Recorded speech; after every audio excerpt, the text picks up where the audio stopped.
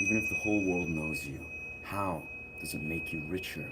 How does it make your life more blissful? How does it make you more understanding, to be more aware, to be more alert, and to be more alive? Question mark. Osho. Wow, it's a beautiful quote. With me, illusions are bound to be shattered.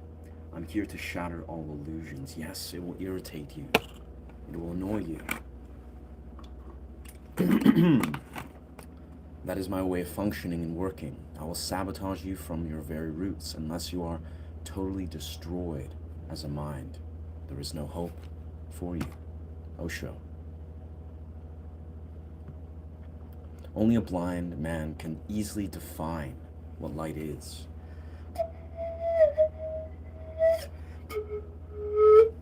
When you do not know, you are bold. Ignorance is always bold. Knowledge hesitates. And the more you know, the more that you feel the ground underneath you is dissolving. The more you know, the more you feel how ignorant you are. Osho.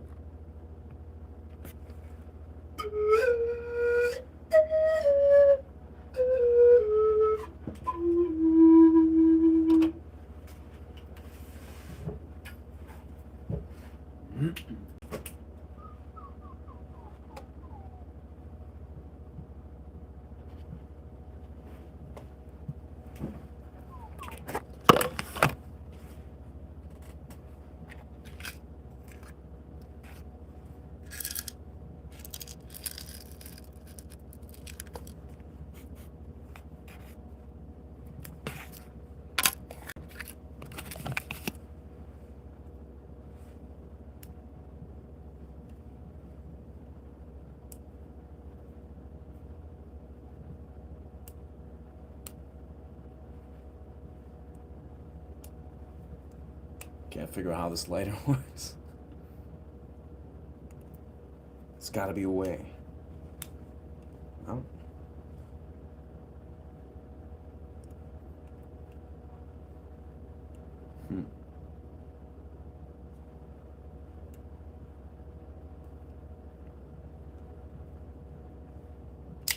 Ah, there we go. Burning some frankincense here. Just trying to figure out how this new lighter works. What?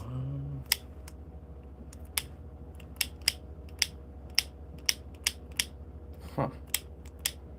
I bought this lighter, but it doesn't seem to light. Is there some sort of safety mechanism? Maybe I gotta flip this. Turn the butane. Weird. Very weird.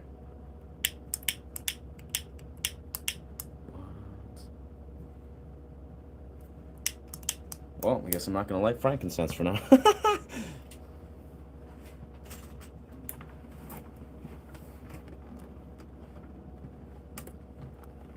You do not want to lose your old friend, the misery. You've invested too much into the false, hence the fear to be exposed, to be true, to be naked as you are. Osho. Does it use butane? Possibly check the manufacturer to see. I don't know. All I know is I purchased this. It's Honest brand.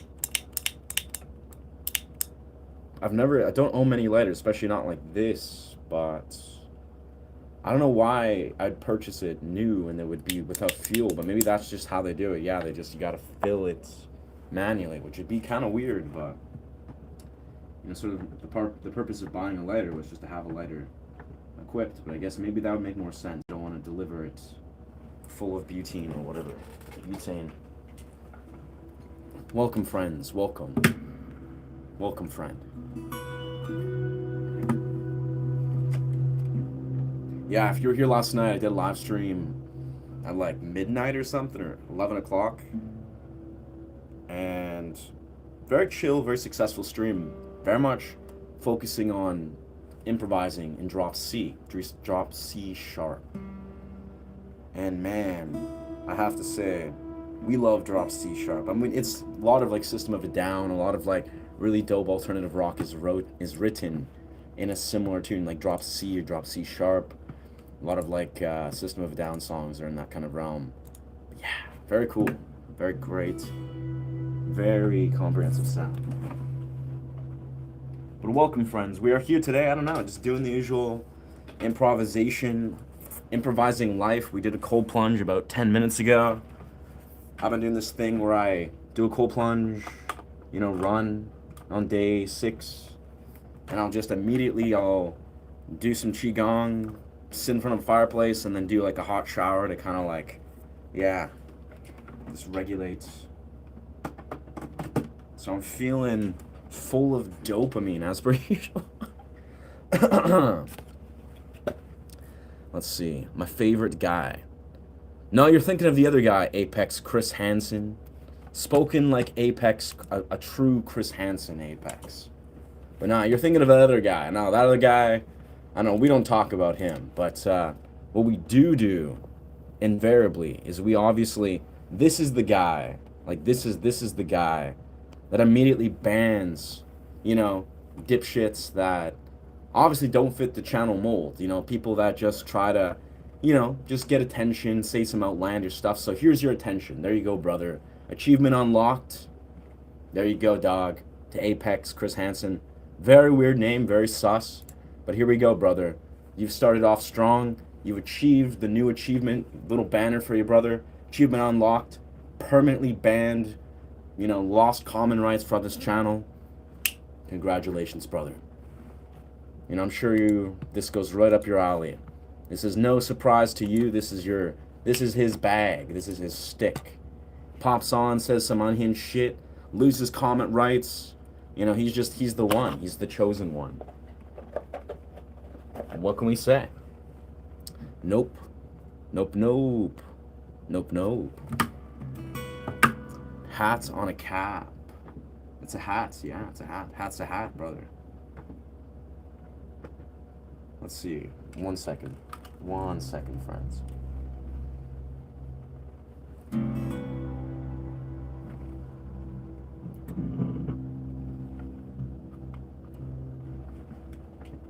Just mastering this audio a little bit here. Oh yeah.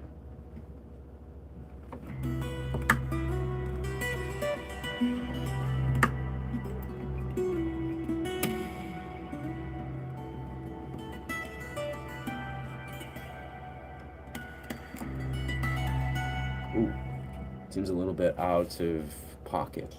Something's going on with my own. Okay, so plugged in here. Set up here. That's looking good.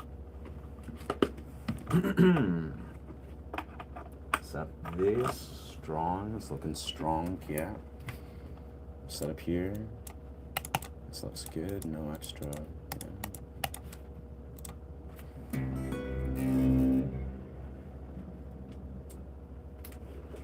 Could be myself. Nope. The speakers are trash, so.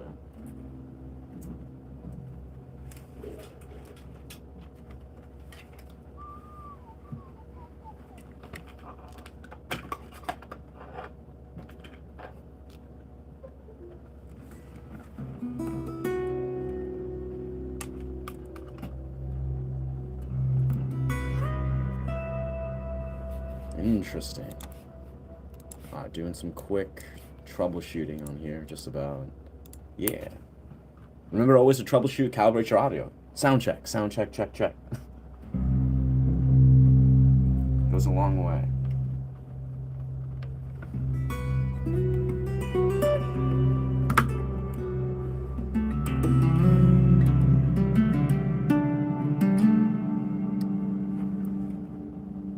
Yeah, that's all right. Yeah. Hola. Whoa, other comments have been deleted. Nice. I didn't even get the honor to roast said comments, but hey, that's cool. Just trust in the flow of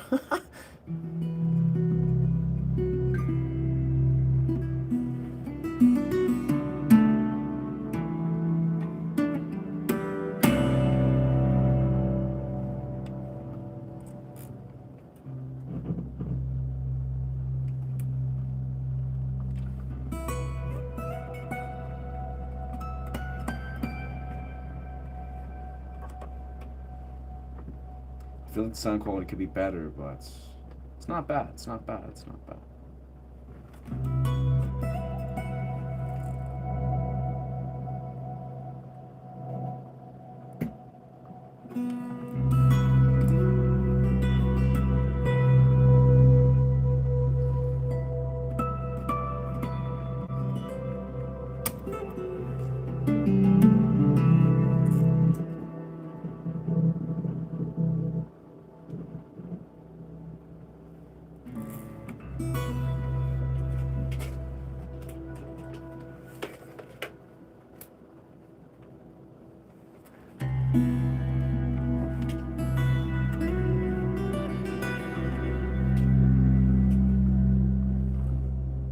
You know what? This is all right. Whoa, that sucks. Wow. Well, this is good. This is good. Digging the lid, Sid. Nice. I'm guessing that's a nod at Sid. Sid Vicious? I don't know. I don't even know if Sid Vicious is, truthfully. I've heard of him. I heard that he was, no, I don't know. He's just, maybe didn't even rock hats, but he's, yeah. Let's go.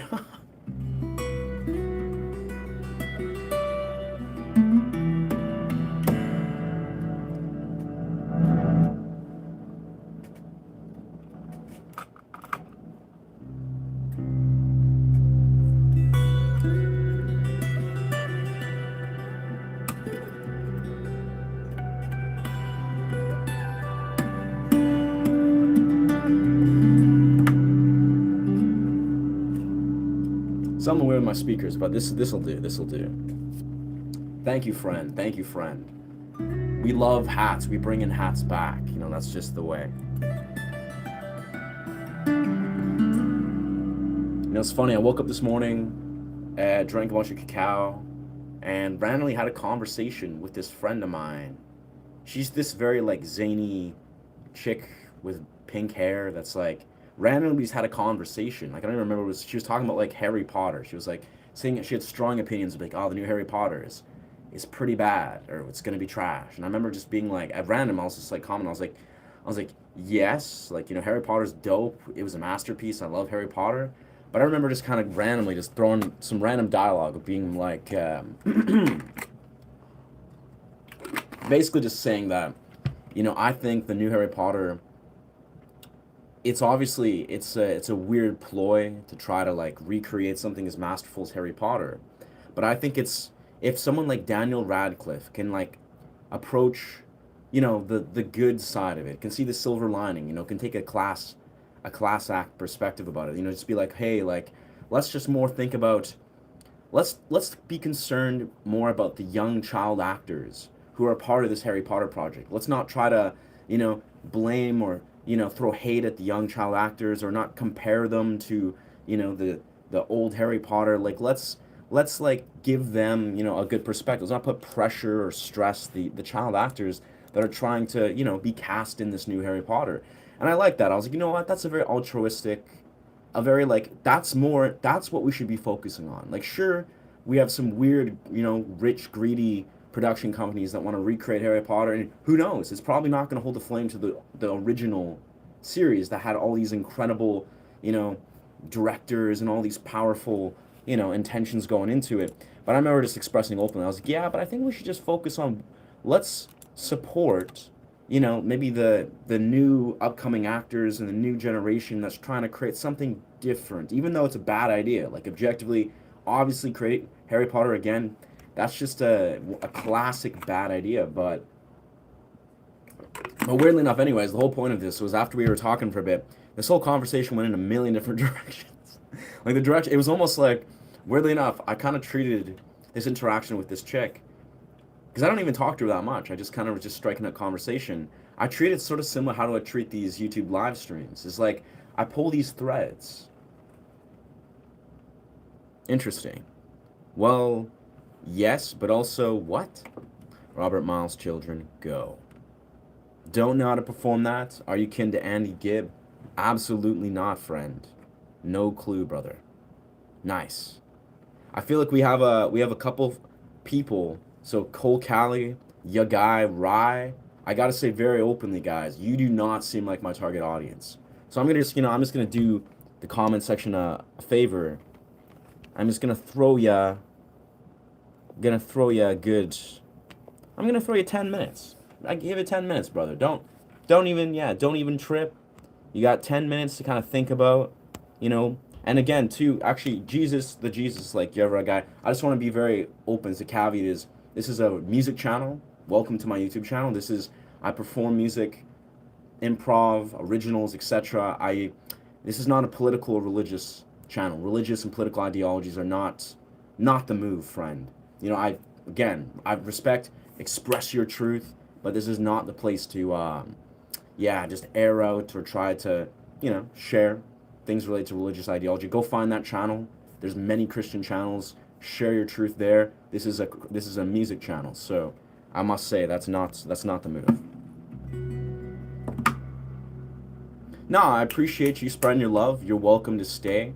And I was gonna throw you 10 minutes timeout, but I think I just like to filter the comments. If people are saying irrelevant nonsense, and for the homie that's here or not, I just wanted to give him 10 minutes to sit there and think about why he's fixated on, hearing these mute jukebox creators. I just want to make it clear, just out of all due respect to the homie that I gave 10 minutes, do what you do what you must, but I want you to listen and be an observer. I don't think you really were thinking through what you're saying. This is my YouTube channel. I'm facilitating anyone. I can speak when I desire to speak. I'll play guitar, because I love to perform music. I do improv. If you want to check out my music, welcome to my channel. I have hours and hours and hours of improv, original music there, but this is a YouTube live stream that I have free reign to facilitate any which way I want, and I'm going to speak when I desire to speak. I'm going to engage in dialogue, and I'll play music when I engage in dialogue. So, yeah. I just want to make that clear.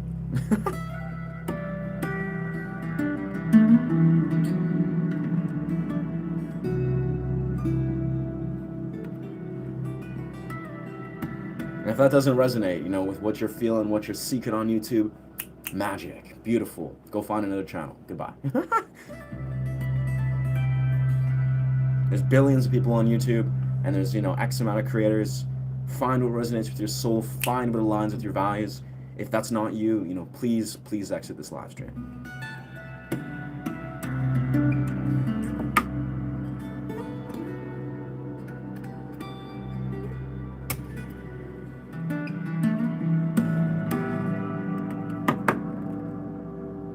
Anyways, with that, let's continue this performance.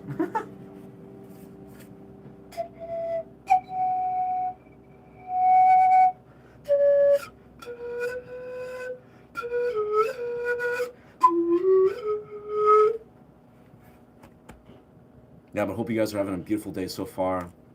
Letting yourself honor your somatic body, feel into your felt experience, however that desires to express itself. If it's tuning in to, as we are on a stream, listening to different music, resonance patterns, whatever is flowing through, I hope you're allowing yourself to just really feel and be present with that.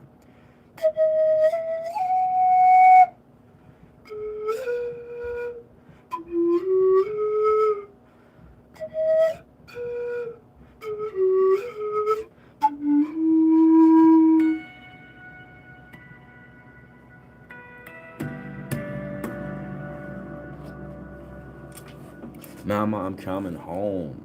Not sure how to perform that song. Interesting. Trying to gauge the style. I would say my style very simply is very similar to like Andy McKee, John Gomm. It's like modern finger style.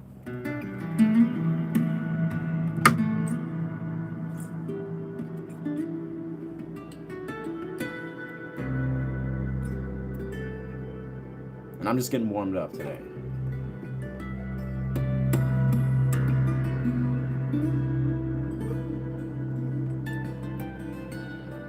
Lots of harmonics. But yeah, if you're a guitarist too, shout out guitarists. Shout out those that are you on that path. But if you have any questions relating to learning about harmonics, tapping, any questions at all, I would be happy to share, have a dialogue about where you're at musically. Just want to throw it out there.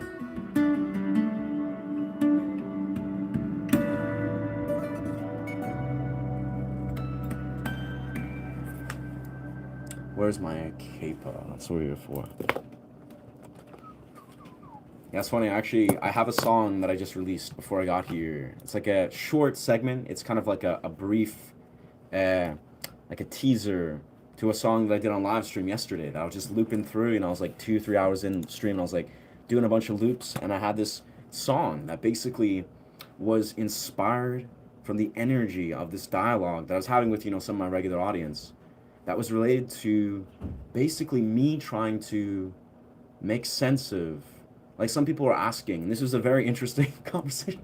I kind of went a million different directions, but the simplest part of it was someone was asking, what is the value of astrology? Like, what is, like, if we actually get to the heart of it, what is astrology?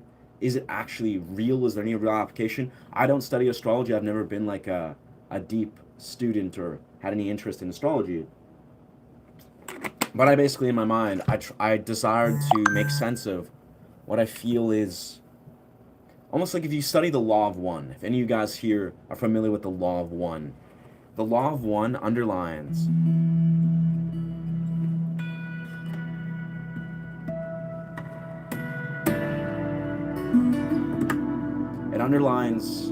basically how we as human beings live in this like cosmic web.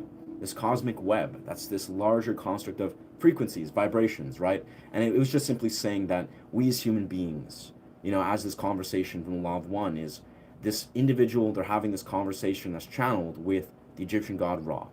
And he's asking Ra why we as human beings have gone through this, I'm paraphrasing, this generation, or these last multiple generations of suffering. And what the Egyptian god Ra responded is, we basically, as a larger species, like our world is in a large cosmic web of frequencies and vibrations.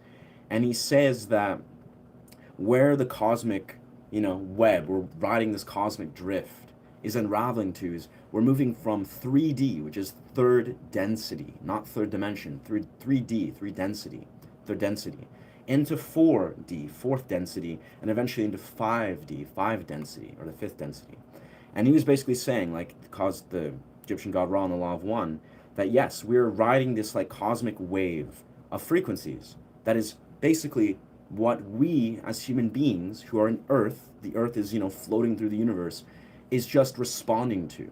So weirdly enough, with this conversation, I was kind of unpackaging how I think why astrology has some merit in relation to the fact that there's just this cosmic map of frequencies and vibrations that we as humans are just experiencing, on a individualistic level, based on how the Earth is floating through this giant cosmic web and this cosmic map.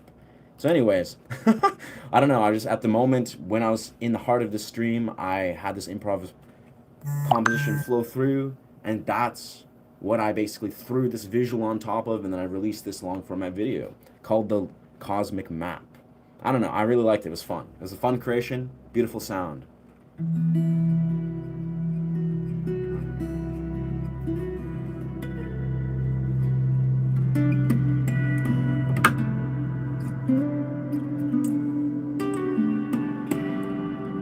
Yeah, long story short, if you're new to this channel, welcome. But I very actively, as an artist, right, I've been a guitarist for about 16 and a half years now. I'm a very strong advocate of learning to focus improvisation, right? The art of improv. And this is obviously not just about guitar, it's about every dimension of improvisation. Everything I do on this stream is improv. I'm improvising intuitively. Every word I say, every riff I play, if I'm slipping the dance flow, as I do often when I go to shows and I go to raves, I'm doing pure improvisation. A lot of what I do in life, I also work in film. I do background acting primarily, but I've done some regular stunts and principal acting stuff. But the idea is that when we as humans honor this channel, if you will, that is improvisation, like basically in the simplest way, you let improv flow through, get in flow states where you access improvisation. This really awakens your perspective. This really allows you basically to live in a state of improvisation. Like, think about it. It's like your brain on a neurological level. You get in these states.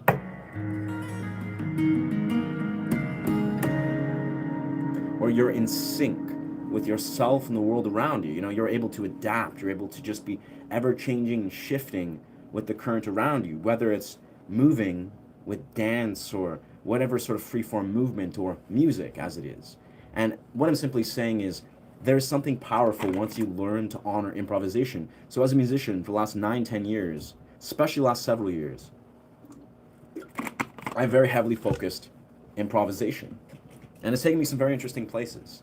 So, you know, if you're new to this channel, this is often how I create, this is how I create music. This is how I do these streams. It's all pure improvised flow. Whether I'm talking, playing piano, playing whatever instrument,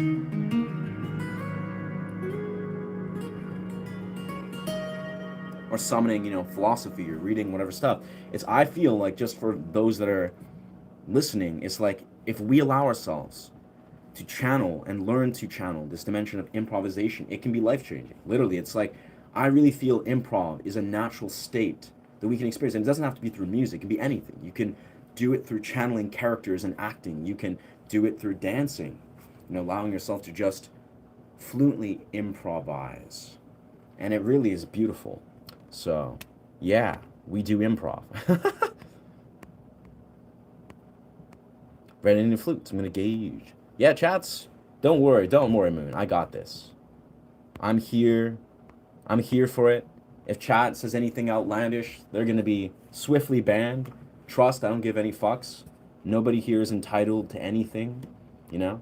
I have zero reservations of banning people with a fraction of a second, and it's just how it is. Gotta smoke some really heavy shit to even come up with that. Nice. It's called sobriety. Yeah. Sober for 11 years.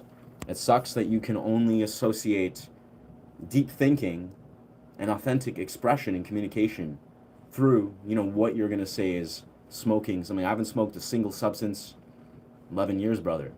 I haven't smoked weed, don't desire to. I used to love smoking weed. I don't judge people that smoke weed, but yeah. To the homie that I just banned, naturally, brother, I would say learn to communicate, learn to think freely. Beautiful things will happen, beautiful portals of expression. I hope you figured this out one day, my friend.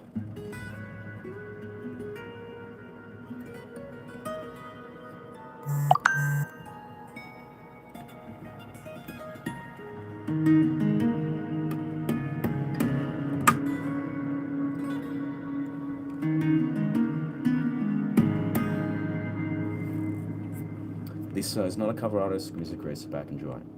Yeah, it's cool. I got this, Moon. Don't worry. I can beautifully articulate that, yes, still not a cover artist.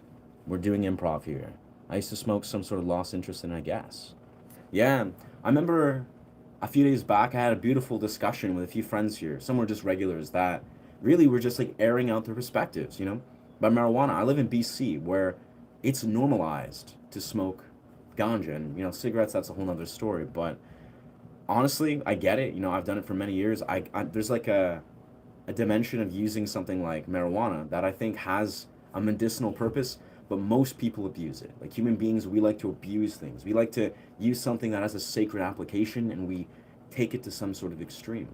And personally, as a guy that's been sober for 11 years, and I love being sober. I go to parties and raves all the time, completely sober. No alcohol, no whatever. It's just, fact of the matter is, once you learn to be present with your sober experience, you basically begin to engage in very powerful psychological and philosophical lessons that are everywhere.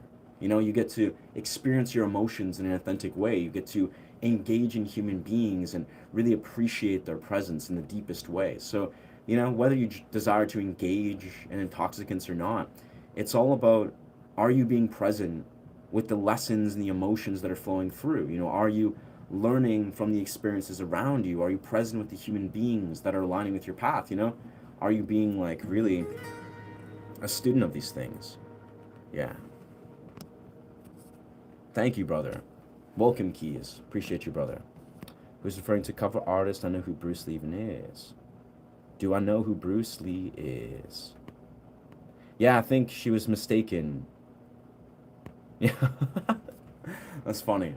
Yeah, no, she's saying, no, I guess Lisa was referring to Bruce Lee, Be Like Water, and I agree. Be like water indeed. Yeah.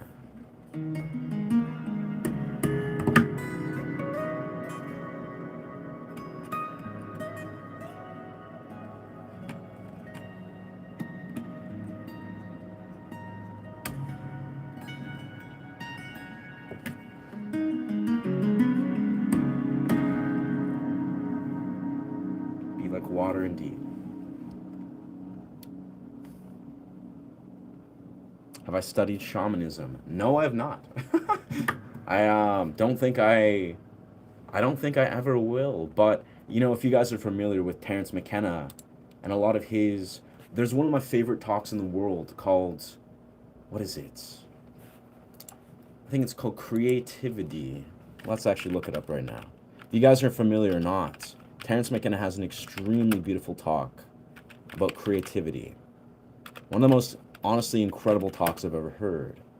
And in this talk, rest in peace, Terence McKenna, he actually refers to the connection between the modern artist and the ancient shaman, and how basically the modern artist is playing the role, yeah, opening the doors of creativity. Terence McKenna, one of the most beautiful talks I've ever heard. Honestly, it's a very long talk, but it goes in many different directions. But the simplest, right? Terence McKenna makes the direct connection between how the artist, the modern artist, is playing the role of the ancient shaman, and the ancient shamans were artists, of course. And really, it's like they're playing such a similar role that as you are, you are one that enters an altered state or goes and interacts with the other. You create a relationship with the muse that then extracts wisdom and messages, and you bring this back and you share this with the tribe, with the village, with your community. That's the same sacred role that the shaman plays, that the artist also plays in the modern world. And a lot of what Terence McKenna plays, again, it's a very lengthy talk. Highly recommend if you're into that kind of talk about basically ancient tribal roles of shamans relating to artists. It's very beautiful. It's all about creative energy, how we as humans can basically learn to honor creative energy and see what the role of creative energy is. But and it's very well articulated. But I love it. It's almost like Terence McKenna making this just direct, distinct connection between, again, the artist and the shaman, seeing the parallels, seeing how what he expresses is the modern artist is really important, and it will be necessary for the revival of the ancient shaman. Not saying that every single artist necessarily is a shaman or will play that role, but it's like if we as artists are authentically connected, we can really return to this ancient shamanic context. I gotta rewatch that talk, honestly. That talk, it changes my life every time, but yeah. Shout out Terence McKenna. Oh, it's a saying, never heard of it. And that's all good, Moon. It's all love. Nah, but honestly, I love that quote. I appreciate Lisa for sharing that. Glad to hear Jesus loves you. Nice. Look to the actor in the green mask. You're saying I look... Are you... saying I look like... what's his name? Jim Carrey? You're saying I look like... I look like Jim Carrey? I don't know, brother. I don't know. That's quite a stretch, but thank you. Thank you for the high praise. I don't think I look like... We're mostly water, if you're hydrated. Shout out water. Honestly, friends, be like water. Drink water. Bless your water. Swim in waters. I've been doing cold plunges every single day for the last, 7 days, and I've done successions of 40 days. Water is sacred. Like, the primal elements is very healing and very sacred.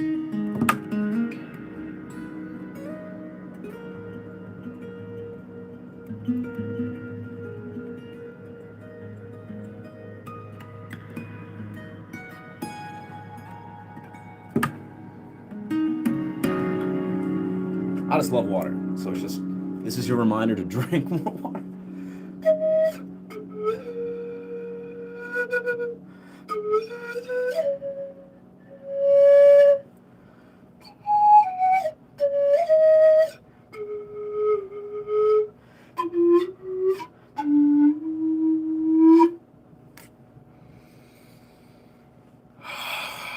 Honoring the elements, honoring air, honoring the water, honoring fire. honoring the earth, of course, yeah. Just honoring it all, just elements, man. That's honestly when a lot of us, when you look into your life, you know, you really, I found myself see this pattern reoccur often. It's like the elements. It is returning to the elements, returning to the primal. There's such healing potential. There's so much in the elements. Thank you, friend. Style is great. Heath Ledger vibes. That's. I never knew Heath Ledger, but I love Heath Ledger. You know, rest in peace, Heath. What does cold water do to your body? A Shea movement, brother. Well, I'm glad you asked. I mean, I actually looked at the research just the other day because I was like, you know what? Let's look into this once again and let's figure out exactly what's going on. So cold water, when you expose yourself to cold water, apparently, naturally, it boosts your dopamine. I think it's like it boosts your blood serum level by about 150%. I forget, Andrew Huberman, he quotes the amount, but it boosts your dopamine and has a unique effect, you know, on the immune system, but it removes inflammation in a very unique way, where apparently what it does is exposing yourself to cold water, it flushes out the toxins in your body, which reduces inflammation immediately. That's apparently what happens. It's like, let me look up the specifics actually for you guys, because I love this. I love talking about this, but in simplest way, I've been experiencing it for a long time now. What does cold plunging do to your body? This can articulate. This is basically what I read. So they can reduce muscle soreness, improve circulation, yeah, boost mood, may enhance metabolic and cardiovascular health. And then it says, but you can carry risk for people with heart or circulation issues. So yeah, it says blah, blah, blah. Let's see. Let's find the larger. So it's good for circulation, which is personally, I think is a powerful, powerful thing. Is a lot of us don't realize how much like having healthy circulation, like blood circulation, because this is the thing I notice. I'm an athlete as well, right? You know, do a lot of handstand training, movement training, strength training, everything you can think of, right? I play guitar also, like about five hours a day, pretty much, as a minimum. That's like my minimum. And the idea is, I rarely experience pain. But what I've realized is, if you say experience pain, you know, if I'm like one day, maybe like a few times a year, I'll experience like wrist pain at random. I'm like, oh damn, like what's going on here? And I actually noticed I use a lot of things. I use this mat called an acupressure mat. Acupressure mat, right? It's has little plastic spikes. You press it into the skin for like a couple minutes, and it relieves pain by increasing blood circulation to very specific areas. Now, circulation, like think about this. How rarely do we circulate, you know, in a concentrated way? Your blood flow, you know, there's many parts of this, like blood pressure and etc. And, you know, but blood circulation. Imagine when you say direct blood circulation to areas of your body where there's just not truly very, I'd say, very active blood circulation. And when you do a cold plunge, your entire body pretty much, except for your head, because you're not immersing your head usually, your whole body is receiving a very successful circulation. But yeah, basically, reduce inflammation, dopamine boost, which improves your mood, because dopamine has to sort of balance with serotonin. And yeah, very good for, this is what I advocate the most with it, is Jude's, I don't know how to play. Jude's, kids, please play. Please don't spam, friend. Yeah, I'm not a cover artist, still not a cover artist, still just original artist. No life-changing epiphanies to become a cover artist, not yet, but thank you. Thank you for sharing your request. I've been having cold showers for 3 years now. Yeah, that's facts. Like, I love that for you, friend. Like, genuinely, it's like having 5 coffees. Well, that's the wild part. Like, that's what I gotta say is the most. Like, there's many different benefits that cold showers and plunges advocate. I've been doing cold showers, actually, every day for about 4 years. I do cold plunges in successions of about 40 days. I did 40 days about a week and a half ago. Now I'm on day 6 of doing them every day. I did them 2 days. I did them twice yesterday. The thing with cold plunges is, yes, it's like taking a cup of coffee that you can do at any time of the day. I do cold plunges, you know, 6 in the morning sometimes. I do them at 12 o'clock, 1 o'clock at night. You do them at any time of the day for whatever reason. For me, I live by a river, fortunately, so I sprint to a river and do a cold plunge. But it's like having access to a coffee, like a dopamine burst, at any time of the day with very little downside. You're not gonna get overstimulated like a coffee if you were to do a cold plunge at 1 o'clock in the morning. You really wouldn't. And honestly, it's one of the most refreshing, beautiful feelings to just cold plunge at 1 o'clock at pitch black, even if it's like snowing or raining. I love it. It's like an elemental recharge. But even further, I'll be perfectly honest, this is what I really want to advocate. And I'll close on this note and return to the music in a second. What cold plunging does to the nervous system and the dopaminergic system, I feel is what it's really doing is it's giving you a reference point and a interjection of healthy dopamine and healthy nervous system regulation. So hear me out. Think about it. There's all these different benefits it, promotes, which is probably true and are very significant. But the reality is when you are interjecting healthy nervous system regulation and healthy dopaminergic regulation, you realize this is the most profound effect, at least in my experience. Like, think about this. You're going throughout your day, you're exposing yourself to XYZ dopamine stimulation. Maybe you're going through your phone, maybe you're playing video games, whatever you're doing, I don't know. The idea is when you expose yourself, literally takes a minute of your time. I sprint down to the river, it takes me 2-3 minutes to get to the river. I do a 45-second cold plunge, sprint back. Your brain and your nervous system is significantly changed. Your perception of what your desires are, how your dopamine is received, changes immediately. Do this twice a day, your life literally changes. Or do it once a day, really. Like the way you perceive dopamine, the way you maybe crave unhealthy dopamine, the way it changes bit by bit. And then you do this for a succession of 30, 50, 60 days, your brain is permanently shifted. The way you perceive unhealthy dopamine completely changes because you've been exposing it to a vast array of healthy dopamine. So for me, that's been the most significant change. I underline this in actually my one of my long format YouTube videos. I have a few videos where I talk about dopamine, cold exposure, somatic reprogramming, all that beautiful stuff. But it's life-changing stuff. I can't advocate enough. I do this all day long in the real world. I say this to my partner. I say this to strangers. I'm like, somatic programming. Like, it's very deep. But yeah, thank you, Katerina. Appreciate you chiming in, Keys. No pressure, brother. It's good to hear from you, brother. Information. Yeah, bro. Again, I speak from pure experience, and I say this like with raw enthusiasm. I'm like, if you can reprogram your dopaminergic experience and your nervous system experience, that's like the key to literally changing your life. And you expose yourself to healthy dopamine, healthy somatic nervous system regulation or activation. Your entire perception of, say, unhealthy, dysregulated things, it rapidly changes. Do this for 30 days, create a habit, your brain will literally change. Like, your desires will change. You'll see it. You won't even, like, if you think, but I'm attracted to unhealthy dopamine here, a little bit of unhealthy, dysregulated nervous system response there, your brain literally and your nervous system will actively change. Now, obviously, it's up to you to do what you desire to do with that, to make intelligent decisions from a regulated place. But it's a very powerful baseline that resets and reprograms. Thank you, Lisa. I appreciate you sharing.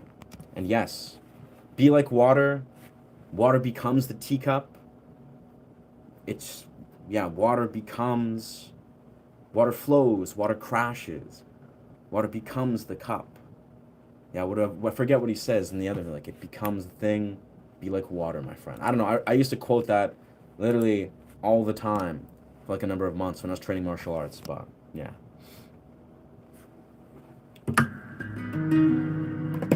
So we're going to focus right now on some percussive elements.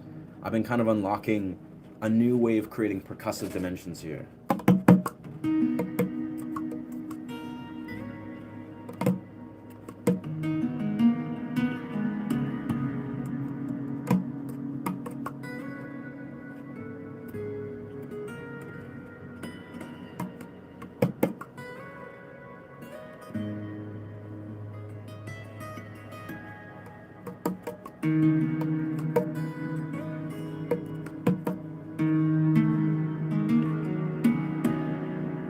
Making mistakes here in G sharp, but we'll figure this out. Your guitar tune makes me time travel. Thank you, friend. Thank you. Sinfi or Sin. Simpiwa. Simpiwe. Yeah, we are here in G sharp. We're in G sharp right now. You know, capoing the fourth here. We've capoed the fourth, which lately has actually been one of my favorite tunings. It's an alternate tuning, so we're majorly in, you know, G sharp, so we're in like a kind of a minor key, but it's beautiful. What's good? What's good, Kyle? It's good, Kyle's piano journey. Expose yourself. I think it's illegal in some countries. Mm-hmm. Not when you're exposing yourself to healthy dopaminergic and nervous system reprogramming. Yeah, cold hard facts. Don't do the horn. Not sure what the horn is, but noted. Noted.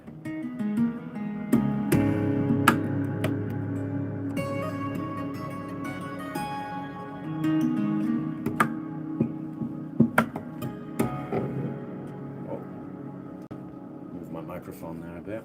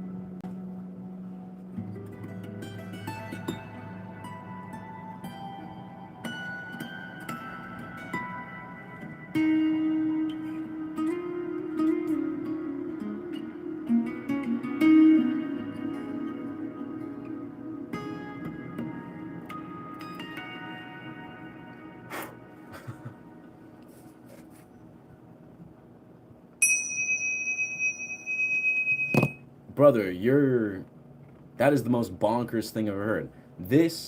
When I do this means I love you. Yes, if I sometimes do it like that means rock on, but that's typically what I'm trying to do means I love you.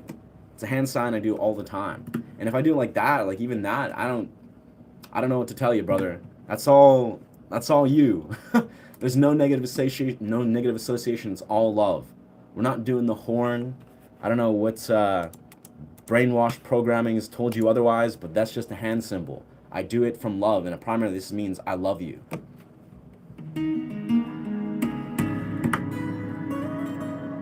But now I see what you're saying.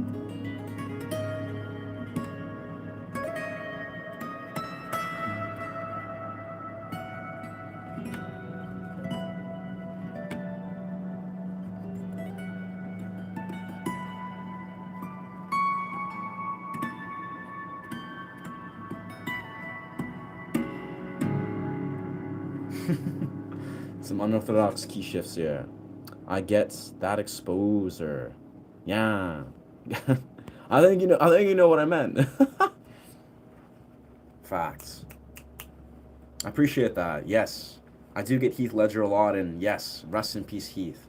We loved Heath to the bottom of our heart. Like literally, I don't know. I mean, everyone reminds me I look like Heath, and I've actually been doing a thing where I just want to I've been listening to his old movies, doing an accent just to kind of playfully explore him. But I love Heath, honestly. The dude was such a gem. Like seriously, yeah. Like I speak from utmost sincerity, as I love that dude. So it's a high honor to look like him. Absolutely. What did you unlock that was new? Interesting. I'm not sure what you're referring to. What I unlocked.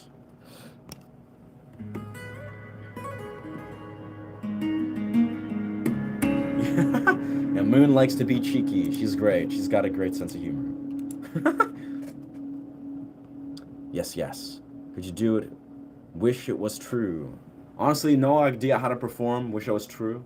We're an improv artist, but yeah, if you have any questions about learning music,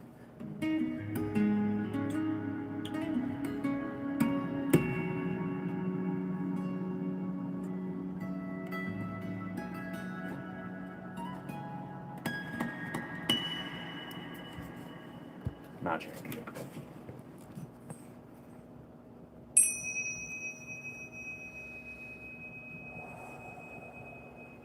Yeah, as I was kind of articulating at the start of the stream, I had a friend of mine we randomly were having this beautiful conversation where it started with talk about Harry Potter. And I was like, sweet, okay, we're talking about Harry Potter. And it made me sort of conscious of being like, you know what, there's more important things to recognize, like, honoring the young actor's experience and etc. Kind of like what Daniel Radcliffe was articulating. Which I think Daniel Radcliffe has the right perspective when seeing what's more important.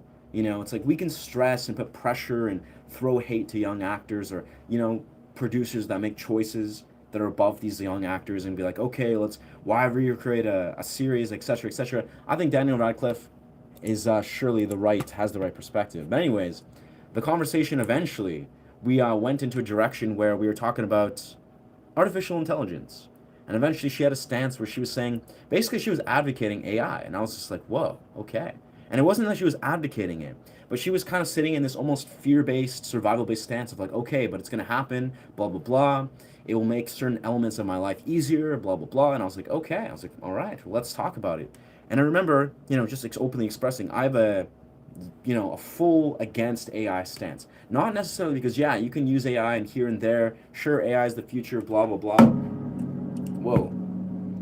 But in the simplest right, yeah, I stand strong behind the fact that for AI, it's very simple. It's like if we're advocating, like say you're like, okay, but I'm using AI in an ethical way.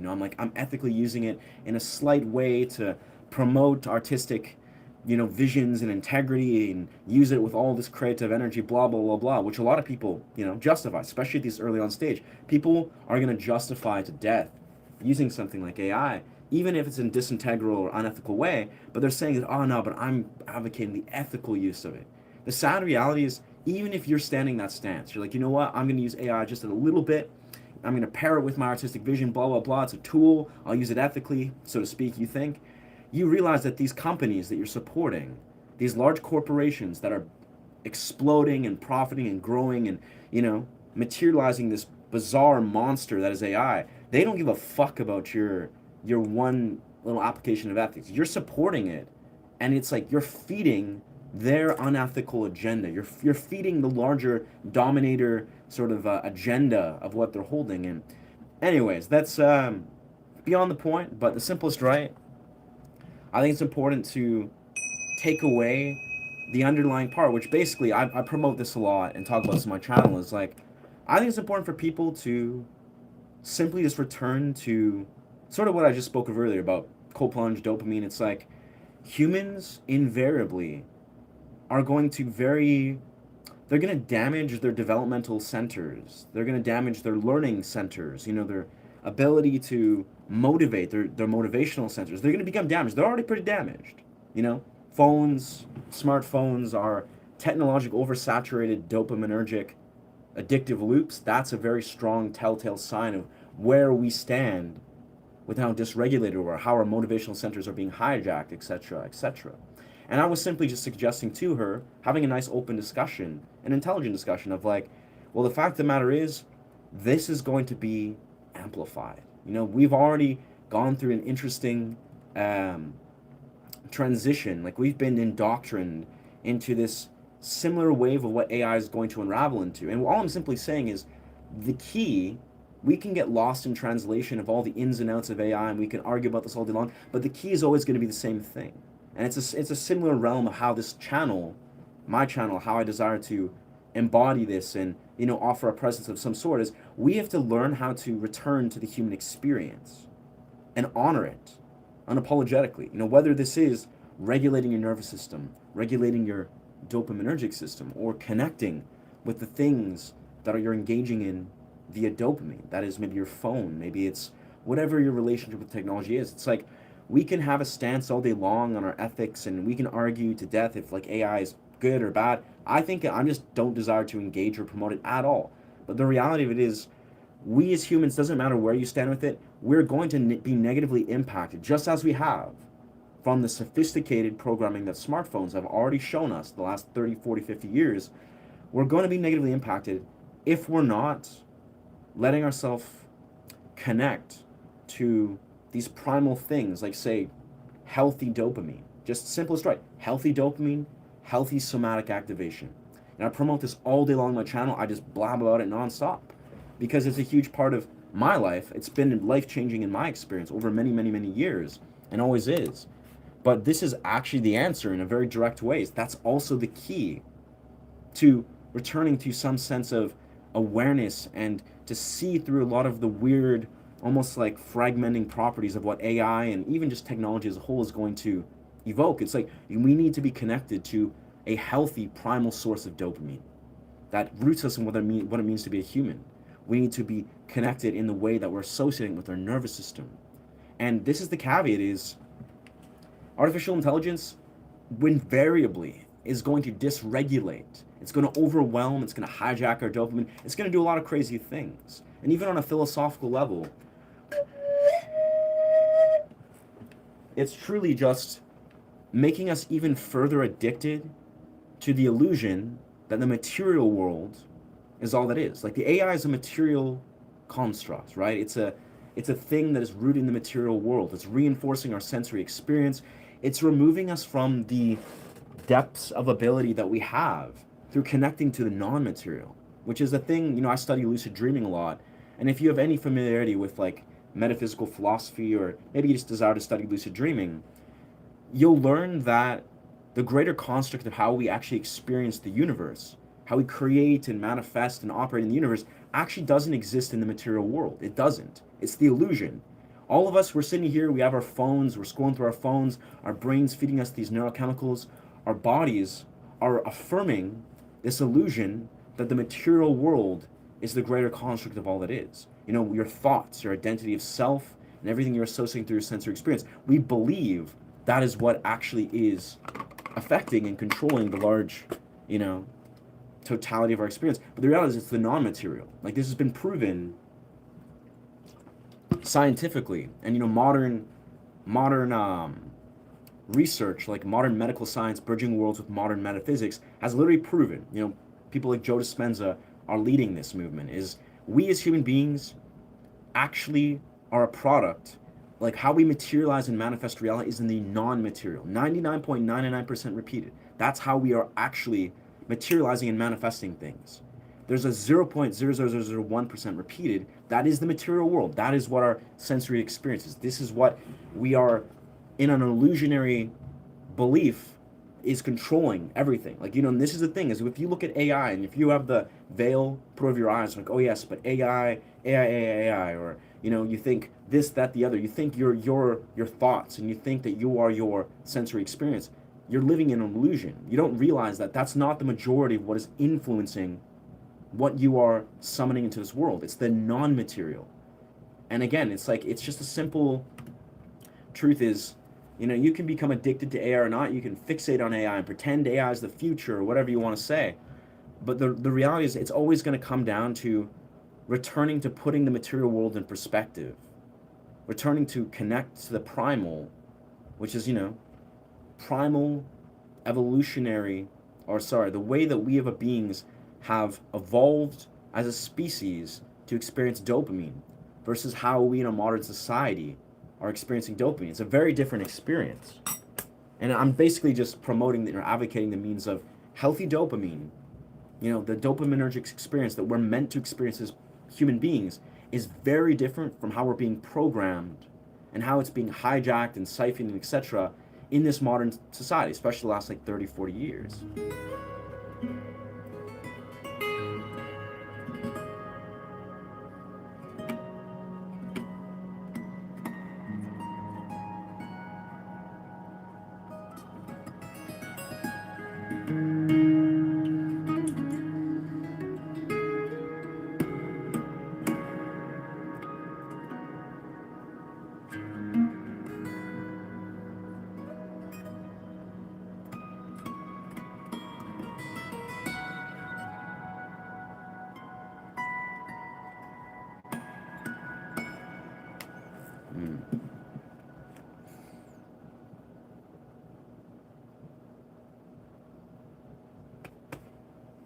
Shay, I think I'm behind as fuck on our. Everyone tends to forget the dudes traumatized his kids with Brokeback Mountain. Watched the movie his parents' kid was awkward. Wow.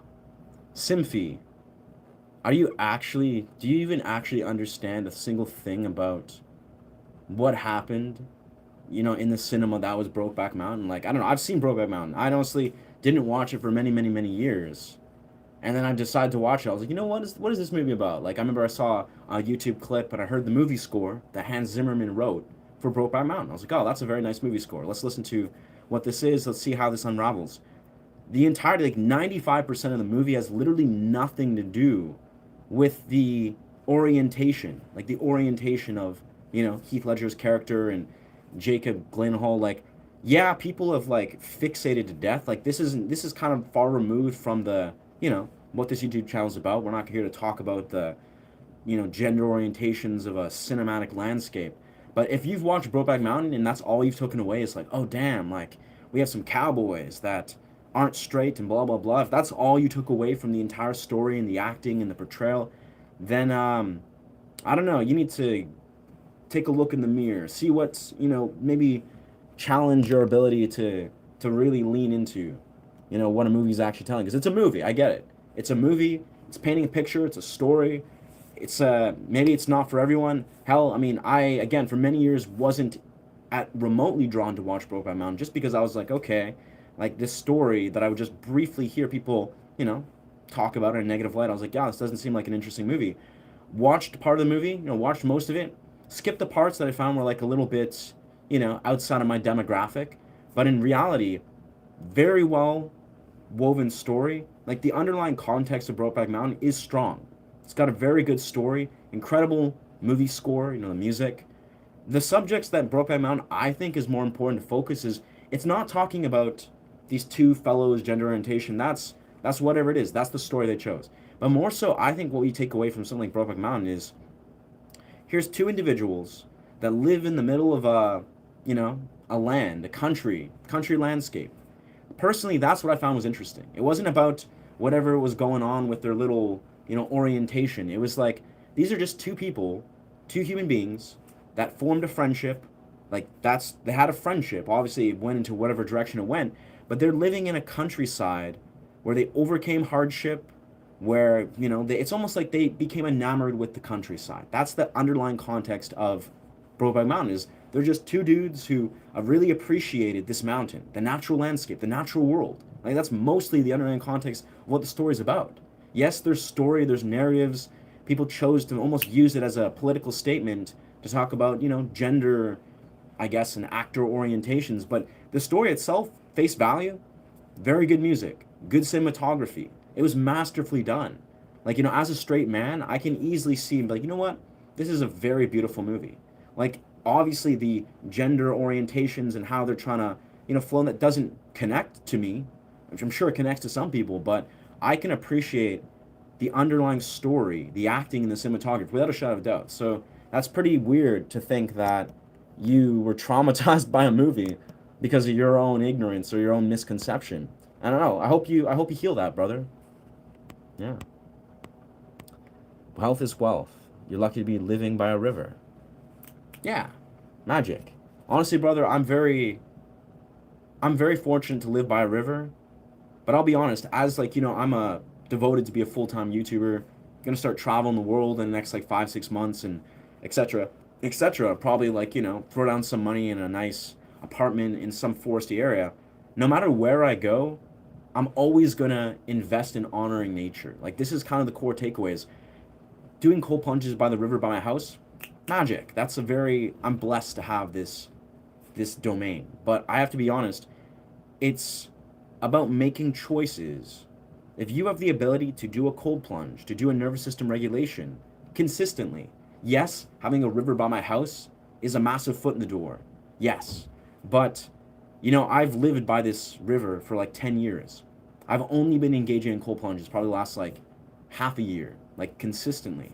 And I'm telling you, if you ever unlock this realm, you realize the potential. It's not just about cold plunges. We're talking about healthy dopaminergic regulation. If you can expose your nervous system and your brain to healthy dopamine stimulus consistently, cold plunges is just a strong, very effective example.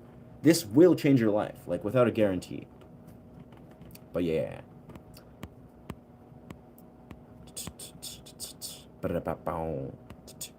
Going through commenting on comments. and we are commenting. I don't know.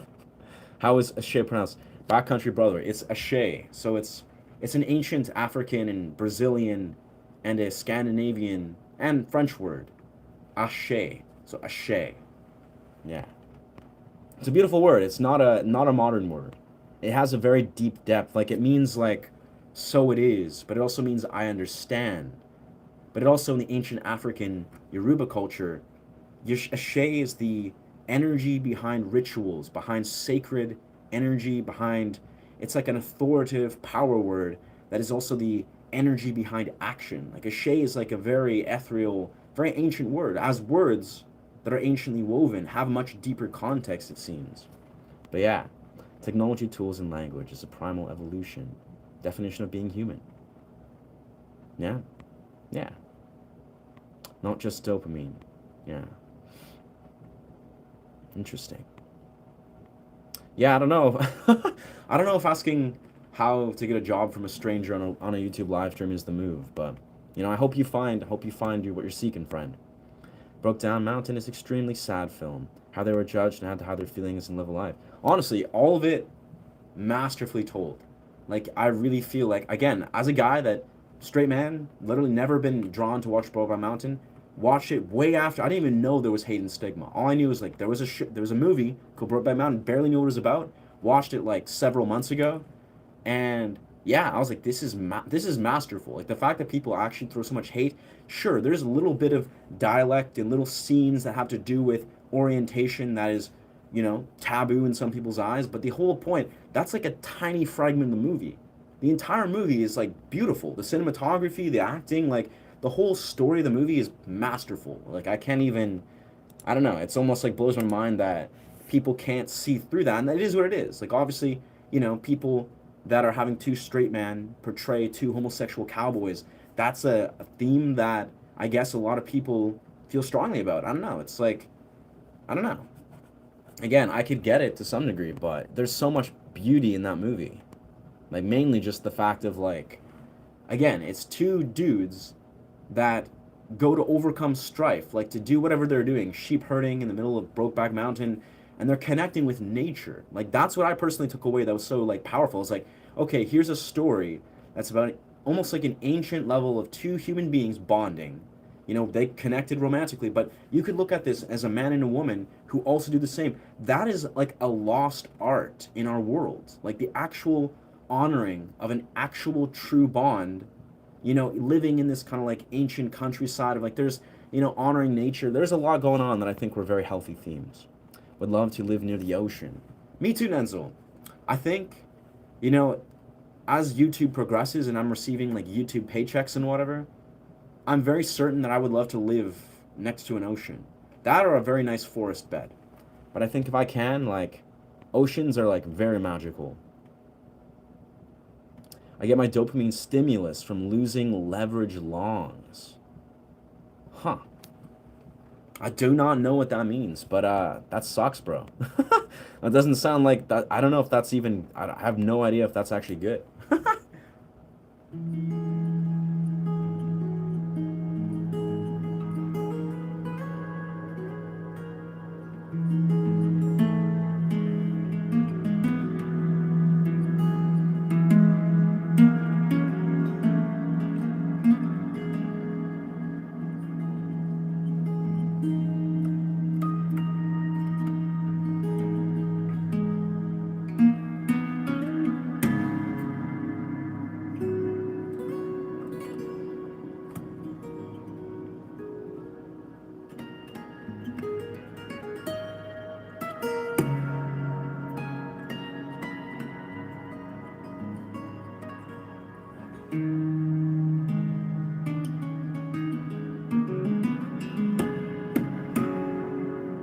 I don't know, there's something there. There's some beautiful composition there. You ever get a chance to listen to Billy Strings? I think I did listen to the one song, Billy Strings. I'll be honest, like, I love listening to so much of what people share with me. I'm not sure if I did listen to Billy Strings though. Let me check. Let me check.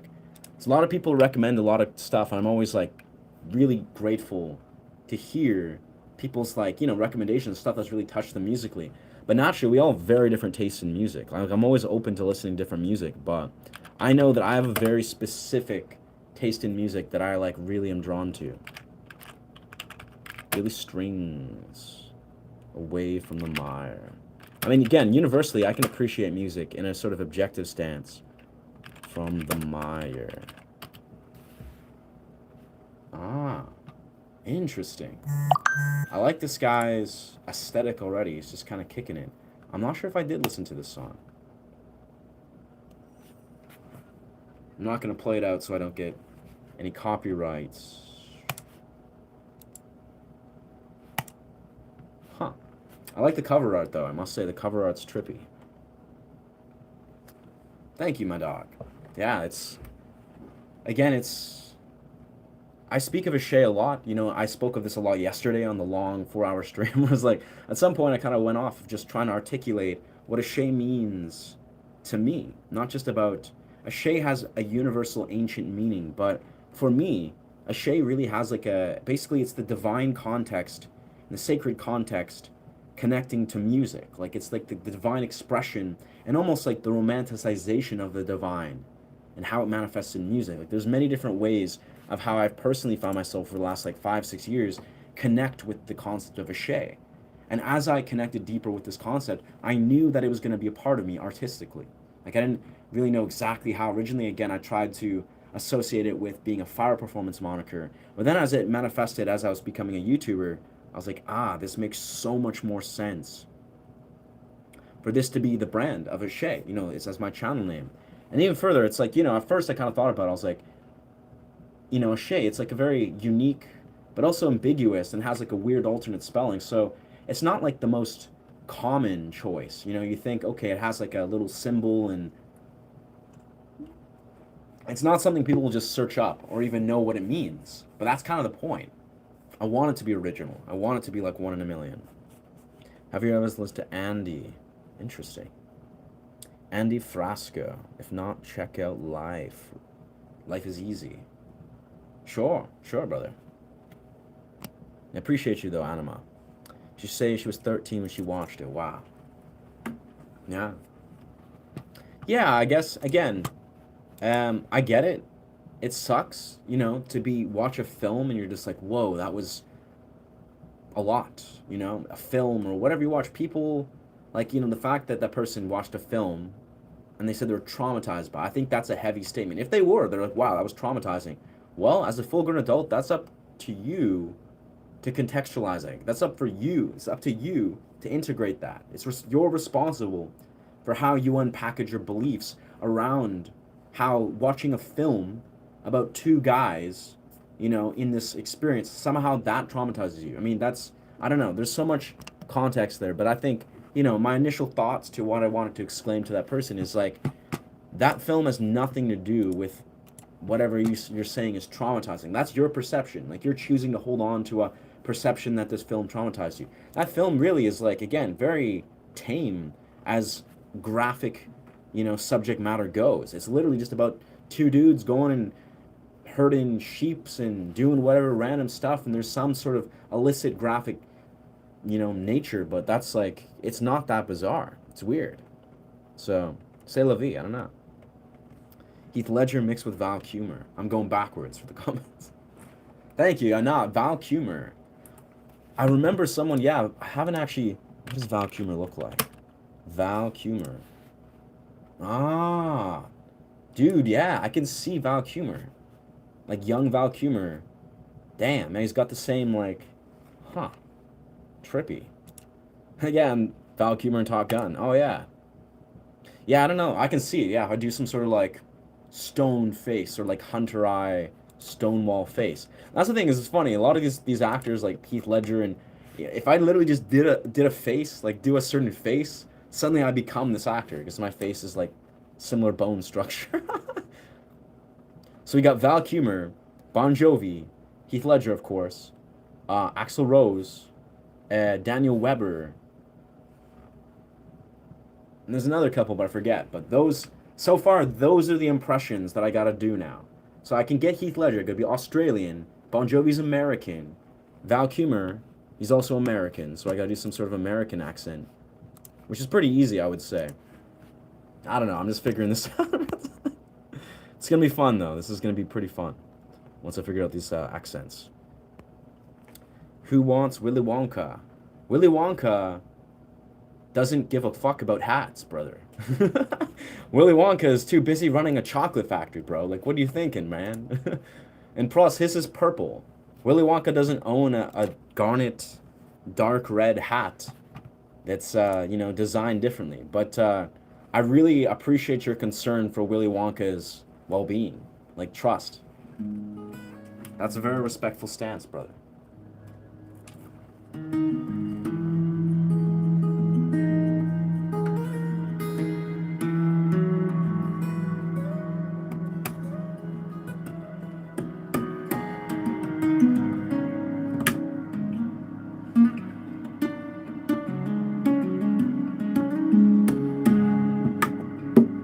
I think I'm slowly materializing a composition I could do in this weird tuning. I'm gonna start here.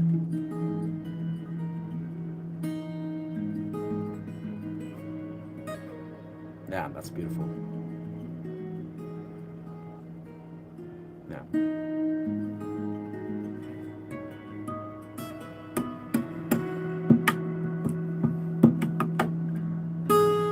Nope. Whoa. Interesting. It's such a weird key. G sharp. What's good? What's good, Teatro? I should get a looper. I do loop, friend. I do loop on Ableton, which works pretty well as a looper. I mean, I agree. I would love to invest in a loop station. You know, one of those beautiful RC 5050 loop station. For those of you, I actually just recently opened up my Ko-Fi. Some shameless self-promotion, but for those of you that desire to tip, you know, support this channel, no expectation, no pressure, but I'll definitely, tips will go towards new equipment, studio time, etc., etc. But again, I kind of believe strongly what Andy or Andrew Huberman believes, is I want this YouTube channel to be a zero cost YouTube channel.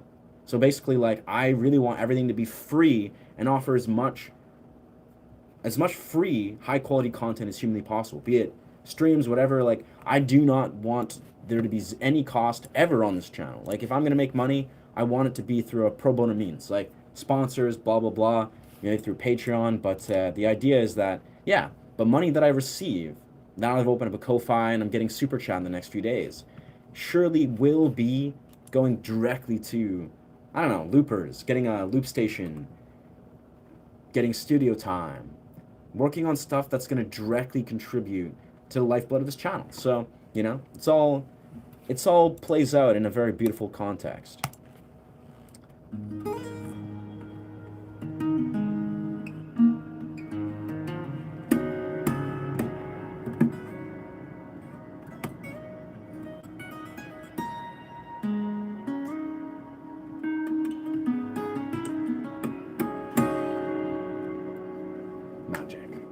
I can see some compositions flowing through, but I think what we're going to do is we're going to go back to standard. We're going to go back to standard too, to make this easier for us to kind of have a free, unrestrained thing. It's like Rock Lee without the weights. You know, Rock Lee has his weights, and we're taking off the training weights. Magic. I like that, Ilnek. You write. That's beautiful. What kind of stuff do you like to write?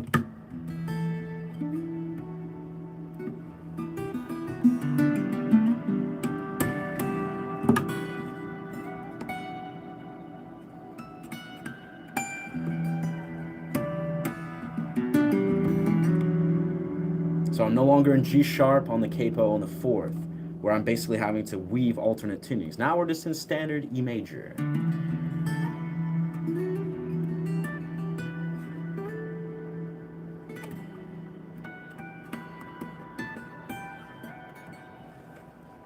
Gotta love it though. It's good to challenge yourself, friends. That's how you progress musically. Challenge yourself often. You know, obviously not too much when you're new, but just like find the challenge and just keep on grinding. Magic. And welcome to this channel. For those of you that are new, yeah, what's good?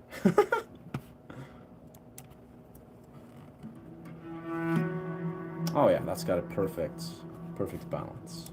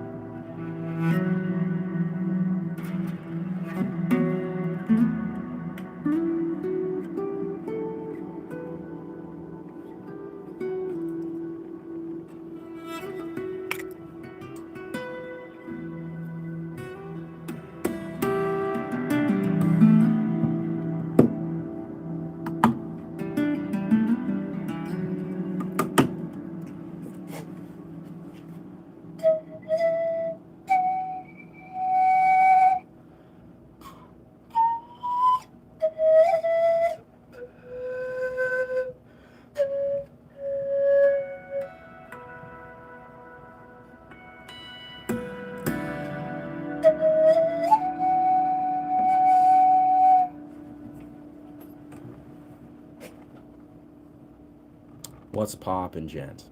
What's good, brother? What's good, genius? This is where the magic happens. Nice. Absolutely.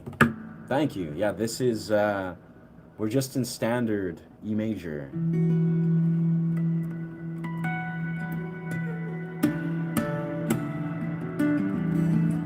Just lots of vertical and horizontal scaling, double-handed tapping splices, I would call them.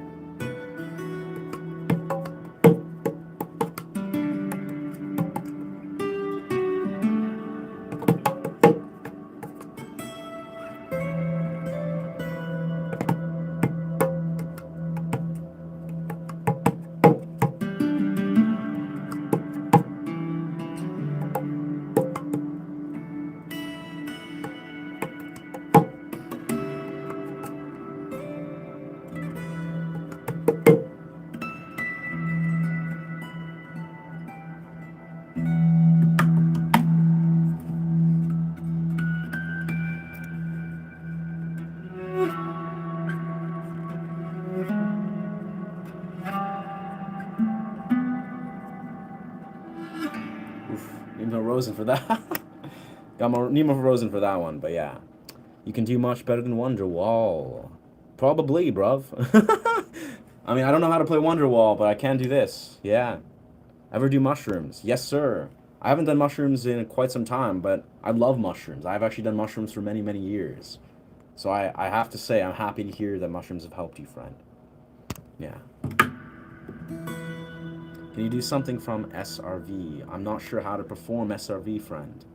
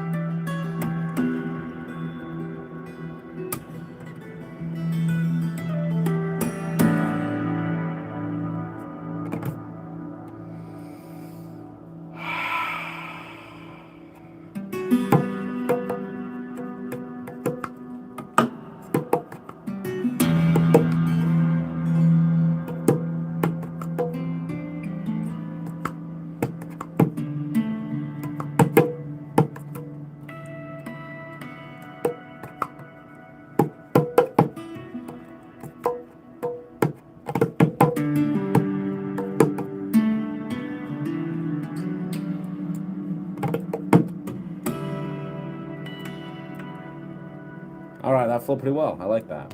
I like that. Improvisation and flow. It's a beautiful thing to watch and listen. Thank you, friend. That felt good. That felt very good. Yeah.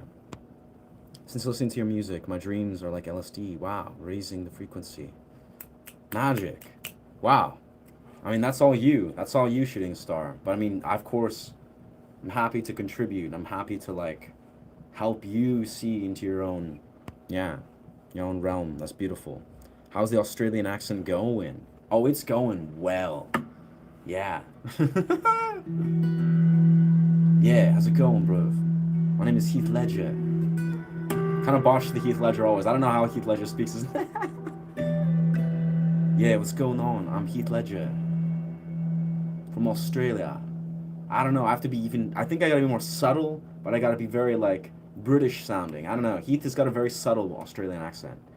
Yeah, my name's Heath Ledger. That's right. From Australia. That's right. So, what do you think about my music? I've been applying for these new movies, but I don't know what to think about it. There's a lot going on. Been trying to really just get the script right, man. That's right, Bruce. I don't know. He's got a low tone, right? It's like there, but it's low.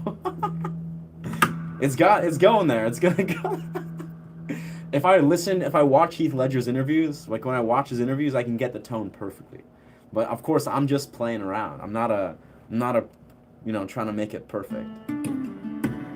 We'll get there, though. We'll get there. Because Heath's not like a full-fledged Australian accent guy. He's got a very subtle accent. Like, again, he's like Americanized Australian, where he's like, you can hear the flares of Australian, but also what's good, Amy. But she knows. I'm sure she's the perfect judge. But I'll be honest, that last part, the last like 10 seconds of how I was incorporating it, that was his tone. Like, that was Heath Ledger's tone, without a shadow of a doubt. But Heath Ledger is like, he's got a very low tone, where he's just like speaking in his voice in his lower register, and it's just like flowing through a very organic way.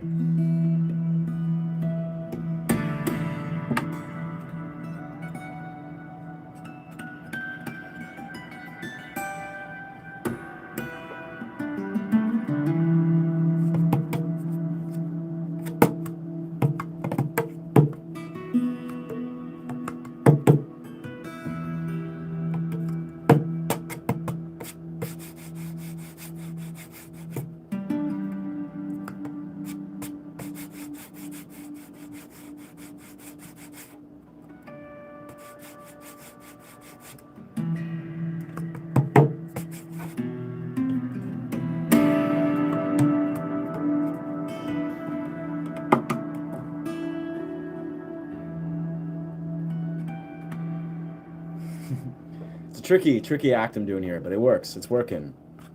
I gotta say, I often make a lot of mistakes with the rhythm, and it's going in places.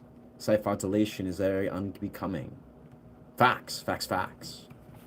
I agree. Who wants to self-idolize? That's not the way. Gotta be humble and self-aware. Yes, sir.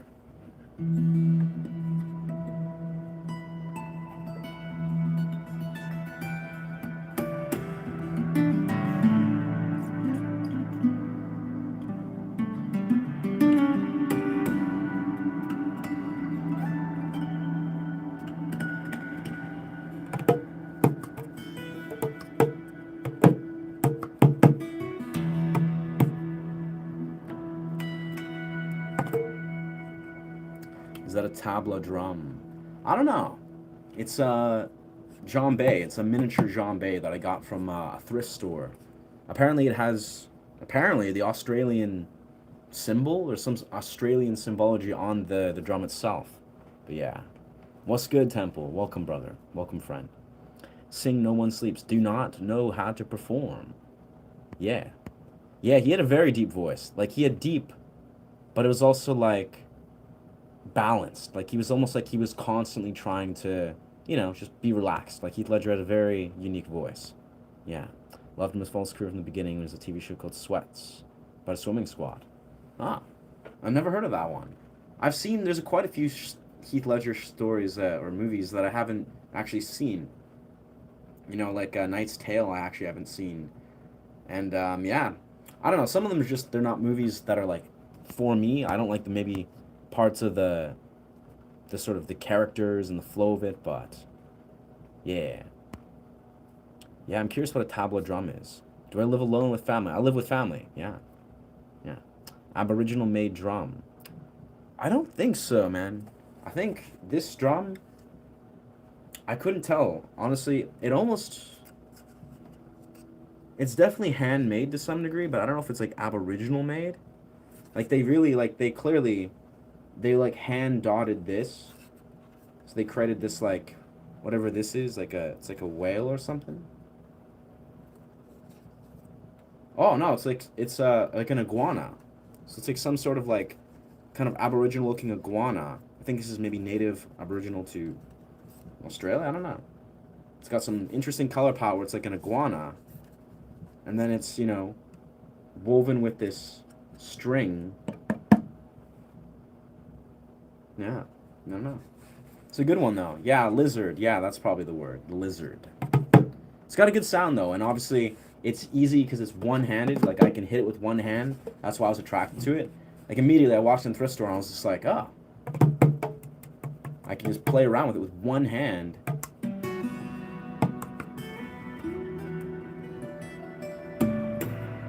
And it really flows well, I feel, with the guitar.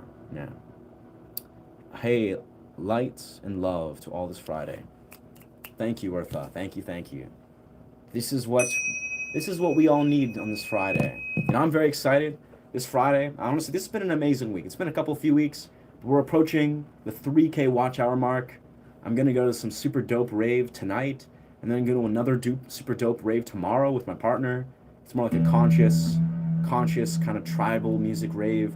So yeah, it's good times to be had. Like I'm kind of just vibing where I'm like, damn, like we have some fun adventures up ahead. At some point probably just drink a bunch of cacao, take a nap, do another cold plunge, and go to a rave. And it's actually crazy because the rave I'm going to tonight is at a rec room. It's called the Rec Room, and basically it's a rave space that also is a arcade. So it's an arcade / rave space. Very interesting dynamics. It's gonna be like really dope bass music. So I'm looking forward to that. It's 3:00. So yeah, the rave's at like 10. So it's gonna be crazy. It's gonna be like really fun. Gonna do some crazy dancing and meet some cool people. Listen to dope music at an arcade. So pretty hyped on that. Patterns Aboriginal.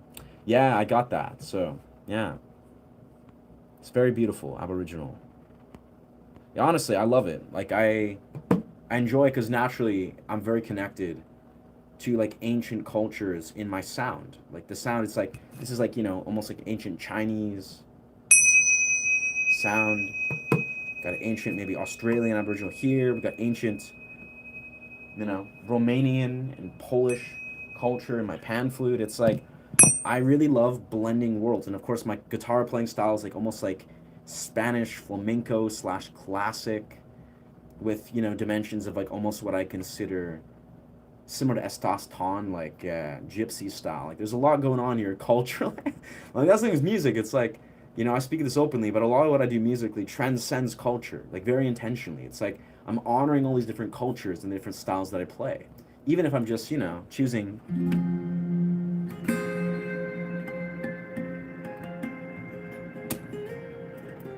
a different key. Yeah, it's magic.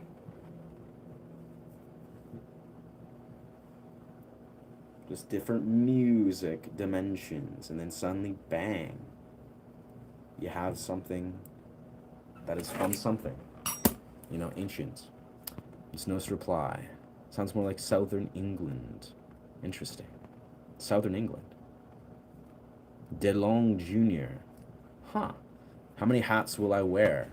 Just this one. This is my everyday hat. And this is a bandana, but I'm going to create another sort of silkier bandana. Who is DeLong? I think someone's called me DeLong. DeLong Jr. Tom DeLonge. Oh, yeah, someone's definitely made that connection. I don't know. I think it's a bit of a stretch. I don't think he's got the same definition. He's more like American, whatever is going on. American musician, co-lander of guitarist. Oh yeah, Blink 182. That's high praise though. We love Blink 182, so that's high praise. I think DeLonge seems tight as fuck. Yeah, more British. Yeah. Interesting. Nice. Tabla drums usually come in pairs, treble and bass, and play with hands, popular in Hindustani music. Interesting. I'm going to give a quick Google to what a tabla drum is. Tabla drum. Ah, gotcha. I don't think this is what's... No, it's not a tabla drum. This is distinctly...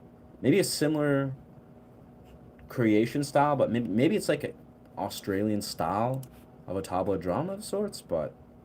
I don't know. This one's got like...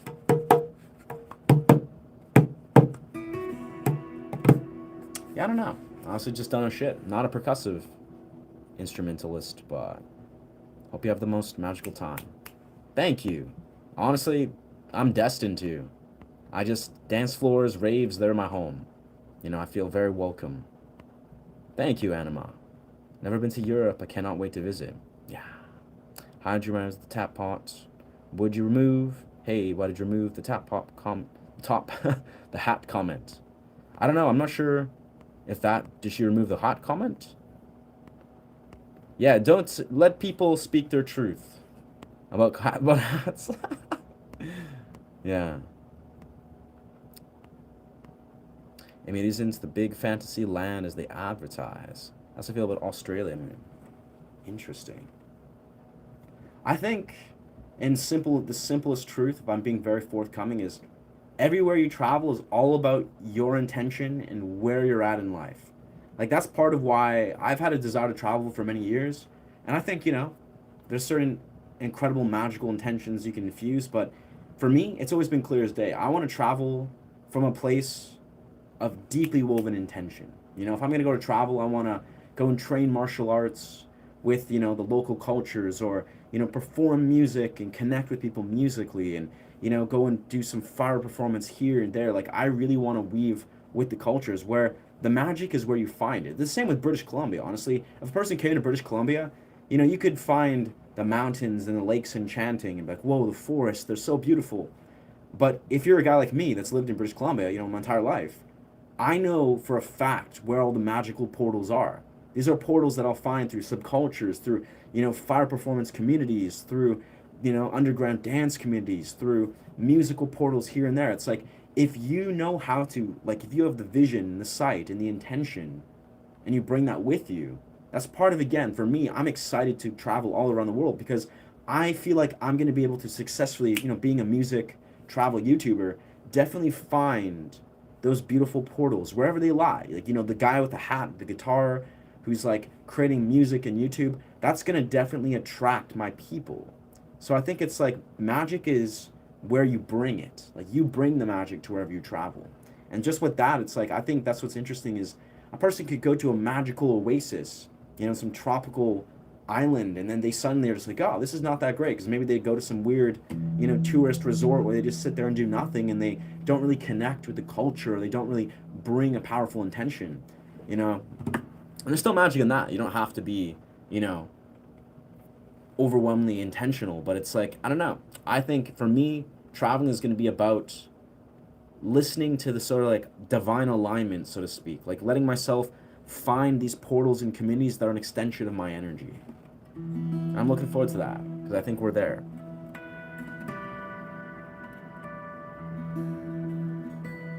And of course, a huge part of it's resource. Like once I can confidently have a resource so I can invest and go at freedom wherever I need to go, there's no true restraints, that's clearly a part of it. Do you think we leave a quantum trace of energy behind? A quantum trace of energy. I've never heard of that word, quantum trace. I would say yes. I mean, we leave an energetic imprint everywhere we go. Absolutely. We are, like nature has energetic imprints. We have energetic imprints infused in our intentions and our thoughts and all these things. So absolutely, like wherever we are, whether we're here on the stream, whether we are floating through the real worlds, definitely the way that we are aligned or the intentions we infuse things, whether we're conscious of it or not, is definitely imprinting itself. And I think that's what's so beautiful is we understand, the quantum, like that which is beyond the material world. The 99.99% that exists in the non-material, it's outside of the mind, outside of the material, the sensory experience, outside of the restraints of the ego and the sensory experience, that is operating in ways that we can't even begin to imagine, right? It's like the greater cosmic web of how things are unraveling. That's definitely responding to all of the ways that we are showing up or not showing up. And it's in the simplest way. Like if you're, say, a lucid dreamer, you're an avid lucid dreamer, and you're infusing profound amounts of intention, and you're entering lucid dreams, healing the world around you, for example, or you're doing things that are really just engaging within metaphysical anomalies, that is surely going to reflect in the way that you're showing up and being received by the universe. Like obviously the material world is the material world, and if people are restrained by the material world, they're just going to see what they can reflect into the world. But if a person is connected to something beyond the material world and they're constantly engaging with it, this is also going to influence their relationship with the material world profoundly. It's like they're going to basically be able to see through the illusions of the material world. They'll be able to show up with a confidence of what the limitations of the material world is. Yeah. Their truth, and they asked if you dated a black chick. Huh. They asked if you've dated a black chick. I must have missed that comment.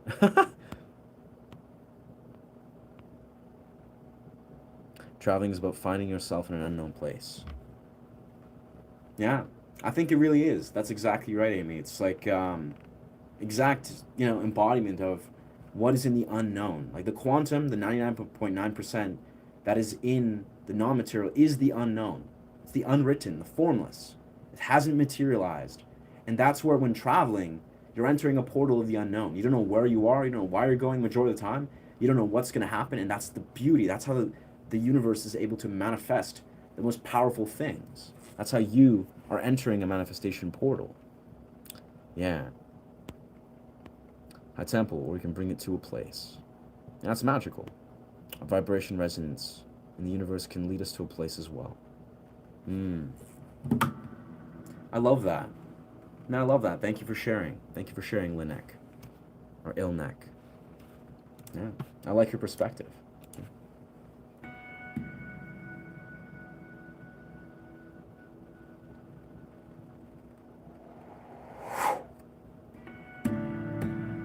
I actually have to use the washroom, but with that, I hope you guys are learning to, or sitting with your somatic body, just feeling into your felt experience. I say this like 3 times a stream, but it's great. It's great.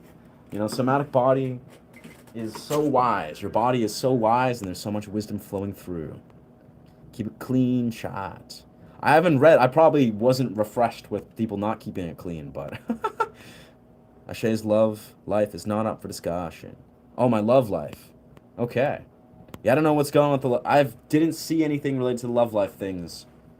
But, you know, I'm a pretty open book, obviously. But yeah, people are keeping it too personal. Then who knows? You know, I'll use discretion because, yeah, obviously this is a professional channel. We're professional. We're professional. In quotations, professional. But of course, like we like to hold a professional space, respect each other's, you know, energy and space. I'm gonna use the washer, but Amy gets it.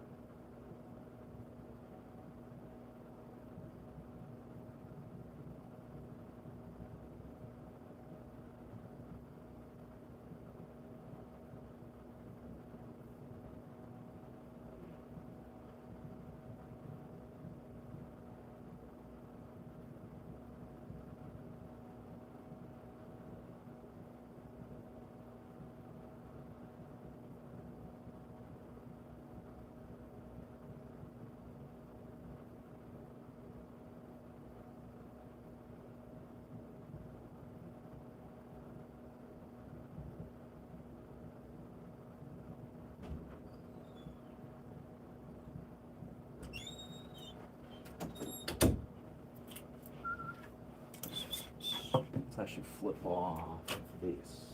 Yes, yes.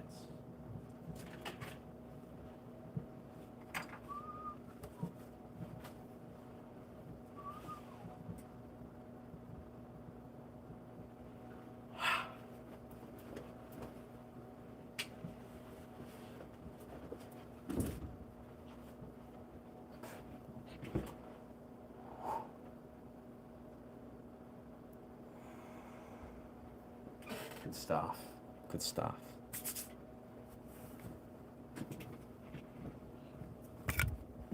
No doubt. Yeah, no, but I mean, in the context of, like, we love love here. We love love on this channel.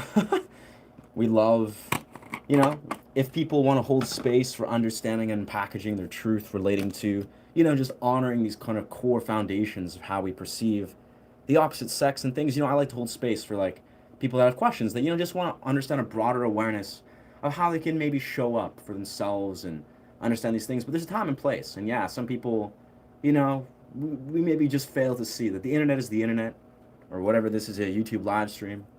And it's like, it's good to understand how to honor people's boundaries. Is that artwork on the shelf? Is this my artwork? No. That's, what's his name? I forget continuously. Nah, I mean, if I were, this is Tyler Century. Tyler Century. It's a print of Tyler Century's work. Very beautiful. He's a phenomenal artist. I think he's local. Mind of the Forest is what he calls it. He painted this in 2018. Or he didn't paint this, but this is a print from 2018. One of my favorite. He's got another one I have over there. But yeah, I cannot paint on this level. Maybe one day. I'll be honest. When I feel like I will get into painting one day. I'll be like landscapes and a lot of like stuff. And I'll definitely do like abstract things. So in the future, you know, that's a style that I think I could get into. Oh. Gonna burn this frankincense here with this. Oh yeah, this is what we want to do. Ignite some frankincense. Magic. It's like the mind of the forest. Nice. Nice. Paints about awarenesses. Absolutely. Absolutely. I like that. You got a beautiful perspective, Miss Ilnak. I like this.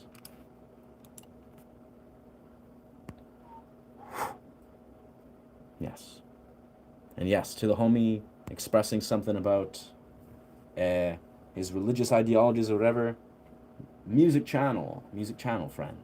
Music channel. Yeah, just exactly as Amy. Yeah. You know, all the power to you. Express your truth, brother.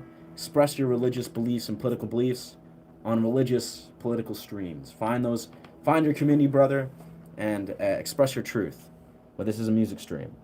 It's not not religious political ideologies.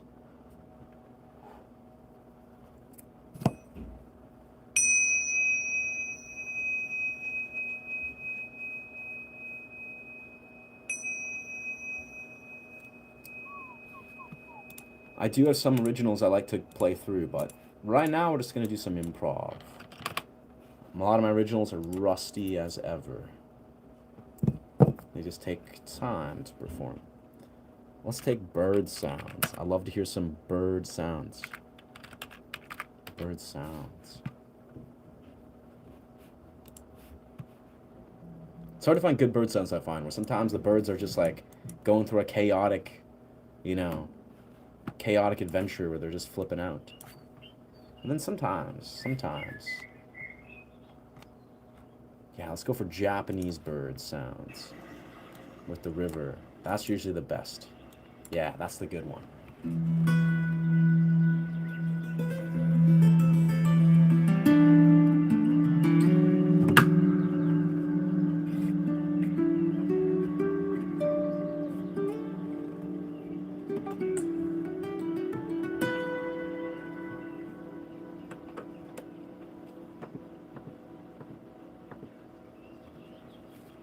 Let's master this a little bit.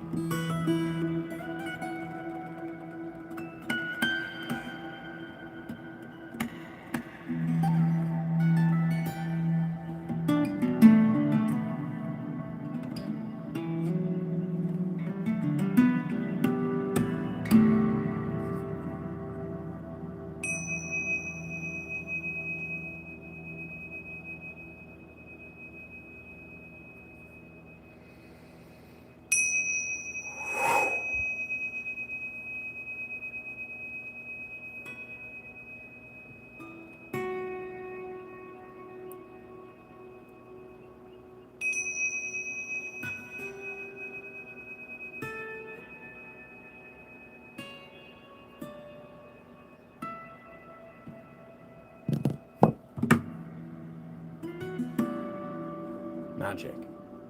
I love the birds. Me too. Honestly, I could just spend forever. I could spend so much time just literally watching birds.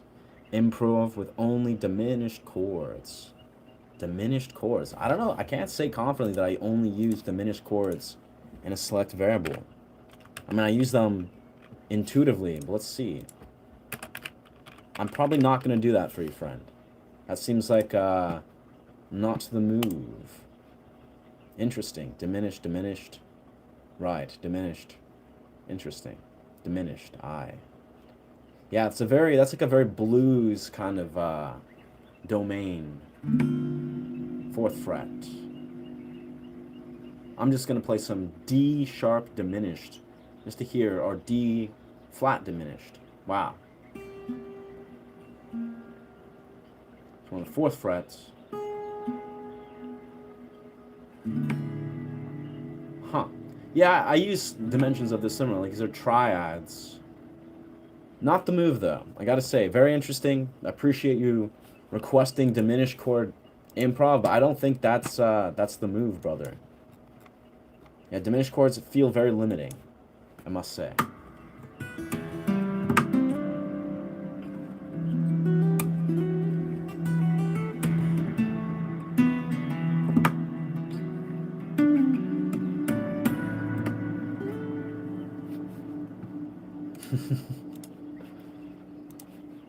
Just watching myself for a second, it's wild.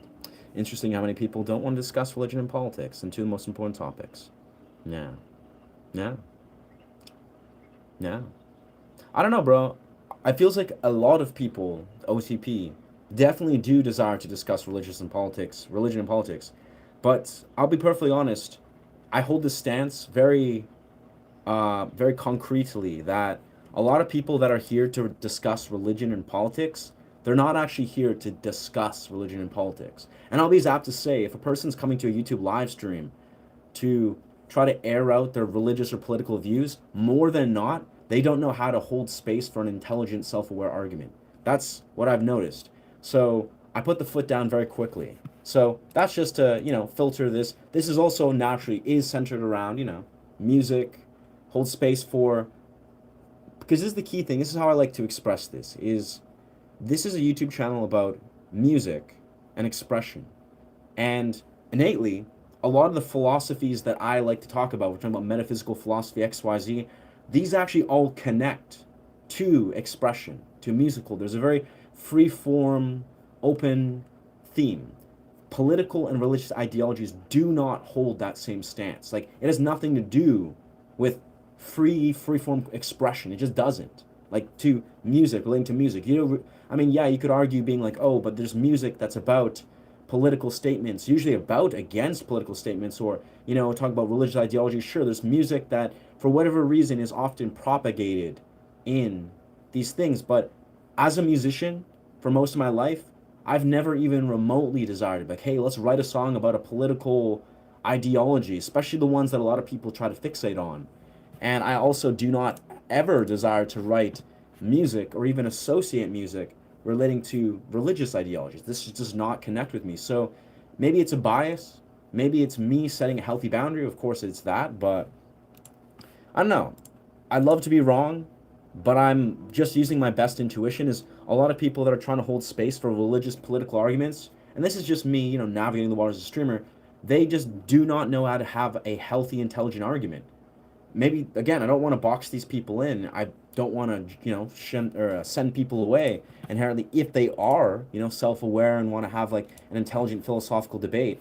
But I'm going to set a firm boundary on the majority of people that I've seen that have desired to hold space for a political or religious ideology argument don't even understand what they're arguing for or how to hold space for an argument. And if they should and do have that ability, they should probably do it in the real world, right? They should air that out, figure that out, and package it in the real world, not on a live stream.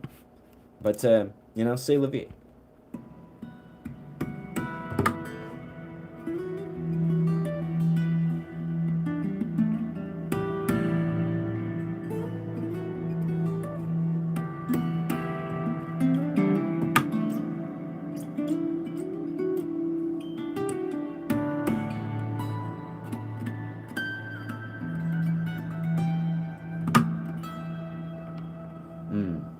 So, look forward to more in the future. Thank you, brother. Appreciate you following this channel. Yeah, I stream often at like 12:01 to about 3-ish, 3:30 PST. I like to really center around like a 2-3 hour stream, usually afternoon in British Columbia, so PST.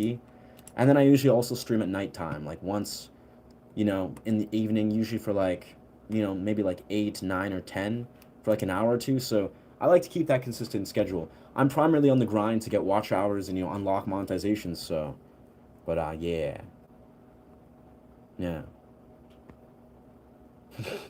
Brilliant. That's genius. That's an incredible argument, Mona. That's powerful. Yeah. Often is not a real discussion. Yeah, it's like, if I were to just throw out this idea or this picture, because, I like to also, if a person comes here and it's like, promoting some sort of religious ideology, or they're just like, preaching their truth, I'm not going to pretend like I'm like, hey, you're a bad person, or hey, let's shame that. No. They're allowed to do that. That's cool. But not on the stream. Like, I want them to go find a stream, and there's streams, I don't know, I've never seen them, but I'm sure they exist. I'm certain they exist. Where there's, Christian or whatever religious ideologies, that is like the center, the epicenter of what's attracting people to come together. And they're talking about their, religious beliefs or political beliefs and whatever. And, you don't see people walk on those streams and be like, hey, friends, so let's talk about, the differences between, like, I don't know, the pentatonic scale, or let's talk about what's the best scale, or how to write music. Or they don't hop on there and be like, hey, friends, let's talk about metaphysical philosophy and how it connects to music. Like, there's a time and place. It's like certain streams, people like to, as they should, create healthy boundaries. But you know what? This is the theme of the stream. This is the core values of the channel. And I do so, with the intention that when I'm growing to a larger scale, we're going to have like-minded people with similar values that honor each other's perspectives. And yeah, it's like part of that surely is the ability to hold space for healthy, open-minded discussions. And I don't know. I would hate to categorize everyone that sits in those parties as people that can't hold space for that, but I don't know. I just know from my own perspective. I deeply revere and love open-minded discussions, dialogues, critical thinking, philosophizing, whatever, right? And I've been doing that for like 16 years of my life. And I happen to see that core parallels. A lot of people that are just kind of sitting there, arguing and blah, blah, blah, arguing, they forget, as I like to articulate it, they forget that there's a core reason why people argue. There's like the ancient Socrates Academy, the Aristotelian, Aristotelian, um, you know, subjects, and the people who are like in the ancient Western philosophers, they argued with a very clear intention that both parties have truth.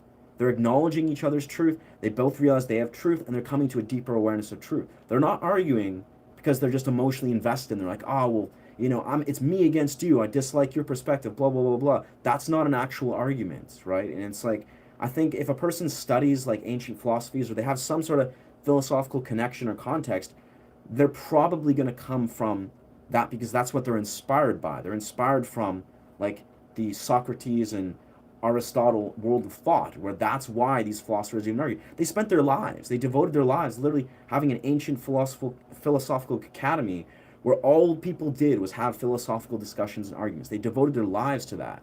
And I think that's really cool. And yeah, I think they had a point.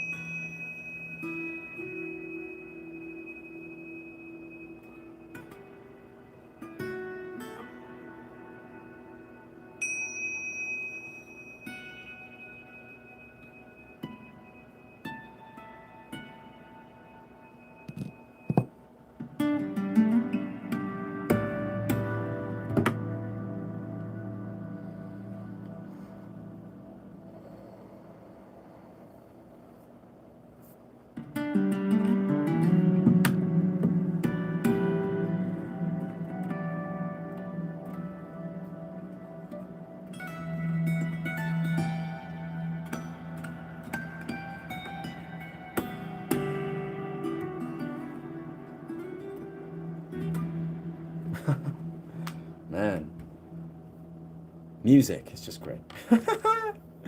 Ah.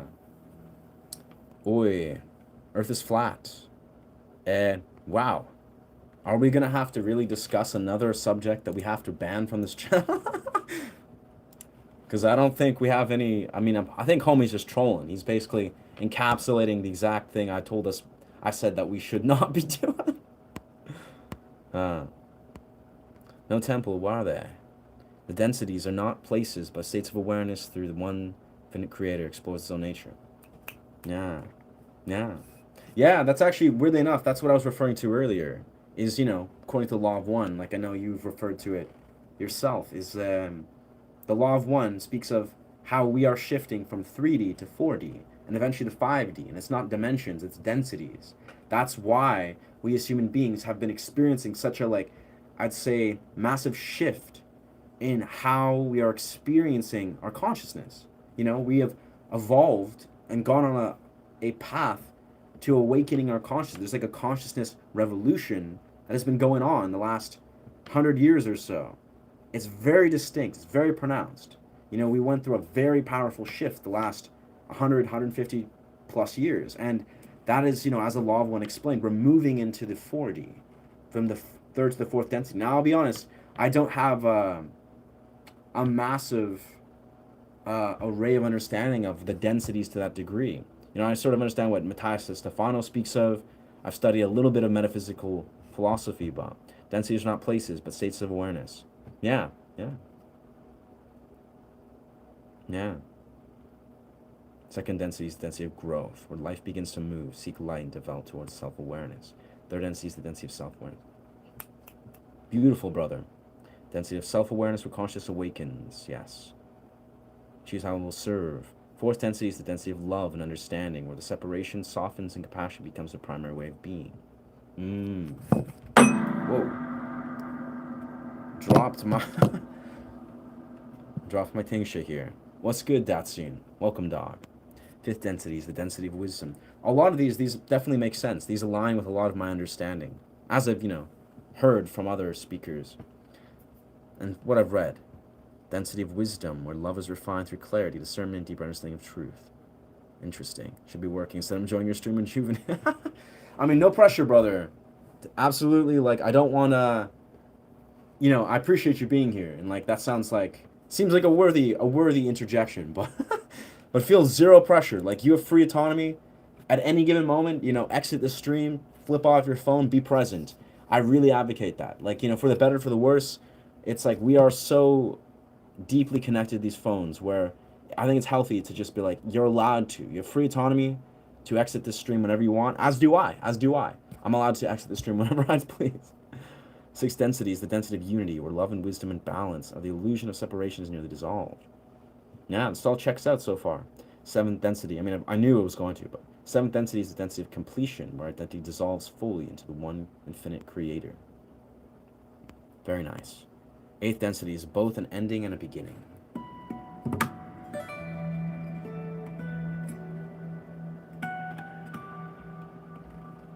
Self is a new octave's experience, a creator knowing itself.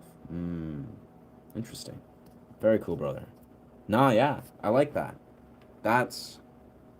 It definitely resonates. A lot of that aligns with a lot of what I understand about densities. I loved when Matthias de Stefano talked about the 9 dimensions, not the densities.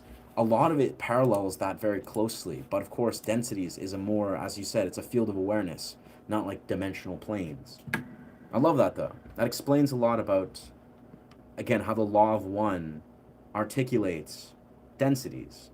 Sometimes it's a little bit confusing when you read the law of one. It's talking about dimensions, but it's also talking about densities. But I think that was beautiful.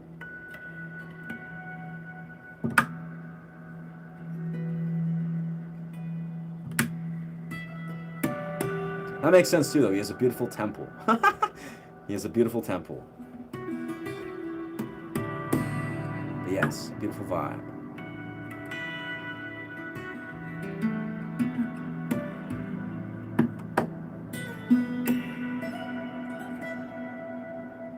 Do you know Stairway to Heaven? I haven't performed Stairway to Heaven in 10 years, truthfully, so I do not know how to perform it. One of the first songs I learned, though, as a kid. Very fun.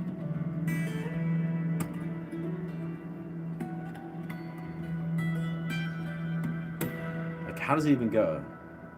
Do, do, do, do.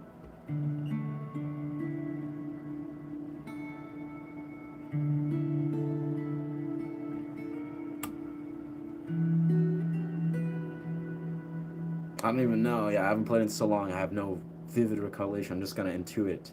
Do do do do do do do do do. I think it's very simple.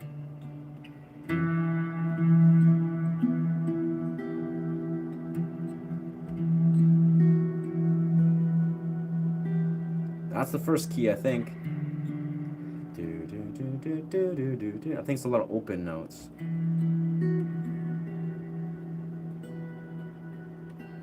I haven't even listened to Stairway. I haven't even heard the song, honestly, in many years, so yeah. Might be nice to return to it, because it's a beautiful composition, just for the sake of playing around with it. Yo, Sing, do not know how to perform that song. Yeah. Definitely don't know how to perform the song I've never heard. So again, also don't know how to perform that song. Can't say no. Nah, no idea. I'm not a cover artist too. I'm an original improv artist, so but I also just not familiar with the song. But yeah. Massive. Yeah, let's see. Big 50, big 5-0. Big wins. I gotta say, the algorithm has been blessing us. As it goes, it comes in waves where it's we go through waves, okay, we get a few thousand, then it goes down a bit, and then it goes up, and then it just continues. Now it's we're on a nice, interesting upsurge. Yeah.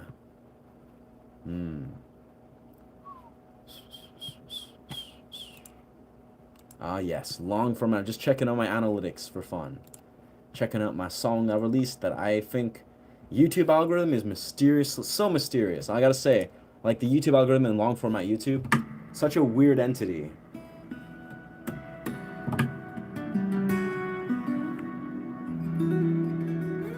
But I'm confident one day I'm gonna unlock it. One day I'm just gonna like crack the code and be like, ah, yes, this is what the YouTube algorithm wants on my long format YouTube.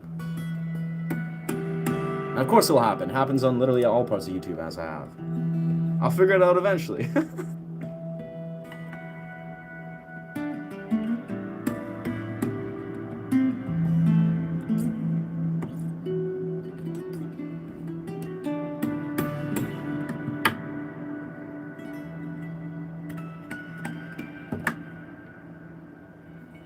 Appreciate you, Temple. And you play Fail for You. Also, don't know what that song is, friend. Still not a cover artist. Don't know how to perform that song.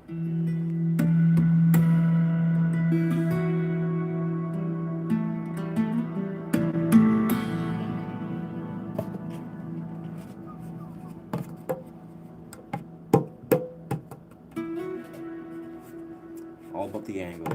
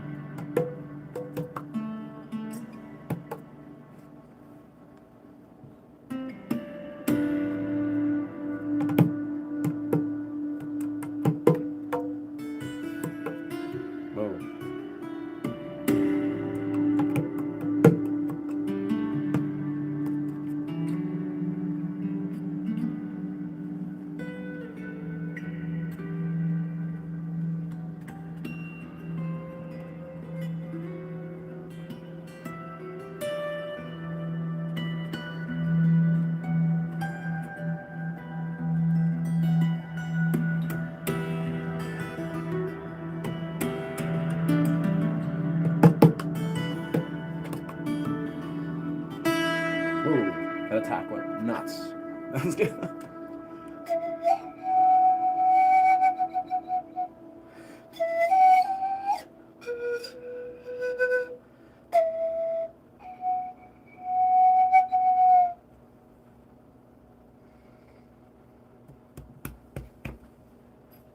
Cool. Big 5-0, yeah. Thank you, Amy. You're a gem. Never seen the way you play the guitar anywhere. Thank you, brother. Appreciate that, Majid. Are you familiar with the Ukraine guitarist who plays the handpan? Goes by YouTube handle Aidensik. I have not heard of that.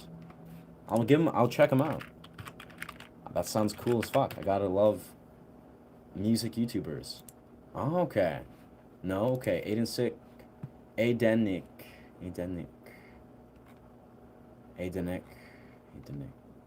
Maybe I typed it in wrong there. Aidensik. Oh, I see. Aidensik.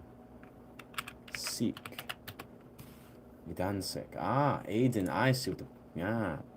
15.5K or 15.3K subscribers. Street musician from Ukraine. Wow. Interesting. Wow. This dude seems dope as fuck. So, street musician from Ukraine. Doing some busking. Doing some live busking. Okay. Interesting. Looks kind of like me. I mean, I'm half Ukraine, so... Interesting. Does guitar stuff. Interesting. Got 1,000 subscribers 9 months ago. Okay. So in 9 months, he's gone from 1,000 to 15K. Good job, Aiden. Wow. Yeah, he's killing it. Yeah, I've seen him Anima. Love the handpan. Yeah. I definitely once I get some like YouTube paycheck stuff, electric cello, loop pedal, handpan, studio time. Definitely something to get hands on. I think handpan is definitely on that list, like very high up there. And a nice large keyboard. Because I've actually been looking at handpans and tongue drums on Facebook Market. And there's actually quite a few. There's some of these beautiful handpans. For some reason, they're like $400. They're like 12-note bronze handpans for $500 $400, $500. I don't know if there's something wrong with them maybe or something going on, because usually handpans are at least $1,000, sometimes much more.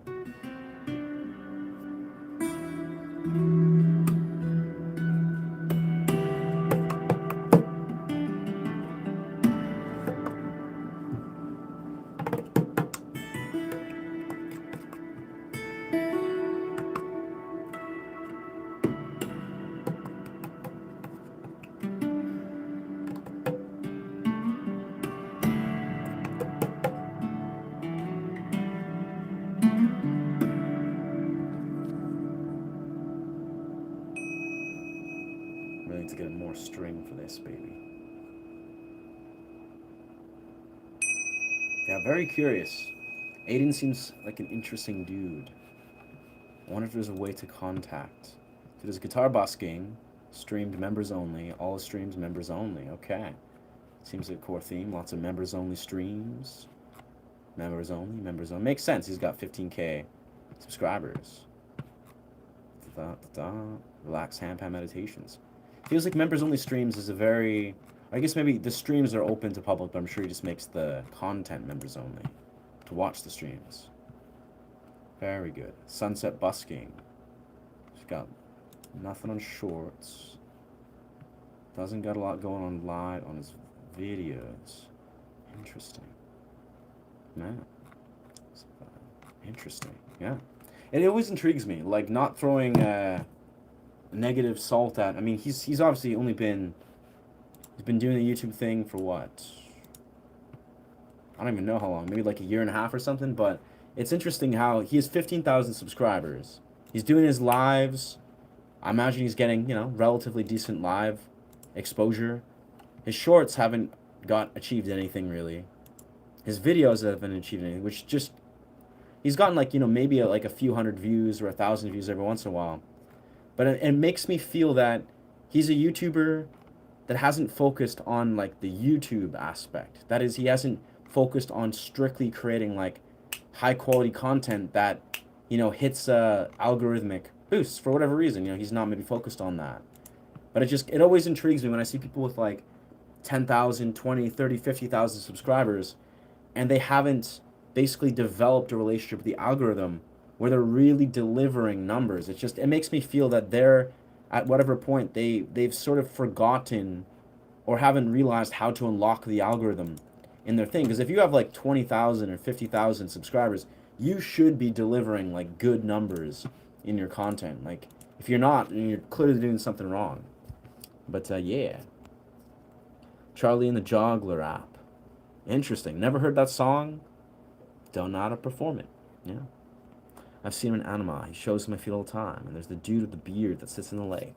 That's chill as fuck. A dude with the beard chilling. Lake. Yeah. I know there was one streamer that caught my attention. I forget her name. It's some blonde. I think her name's Maddie. I think Maddie something. She's like blonde.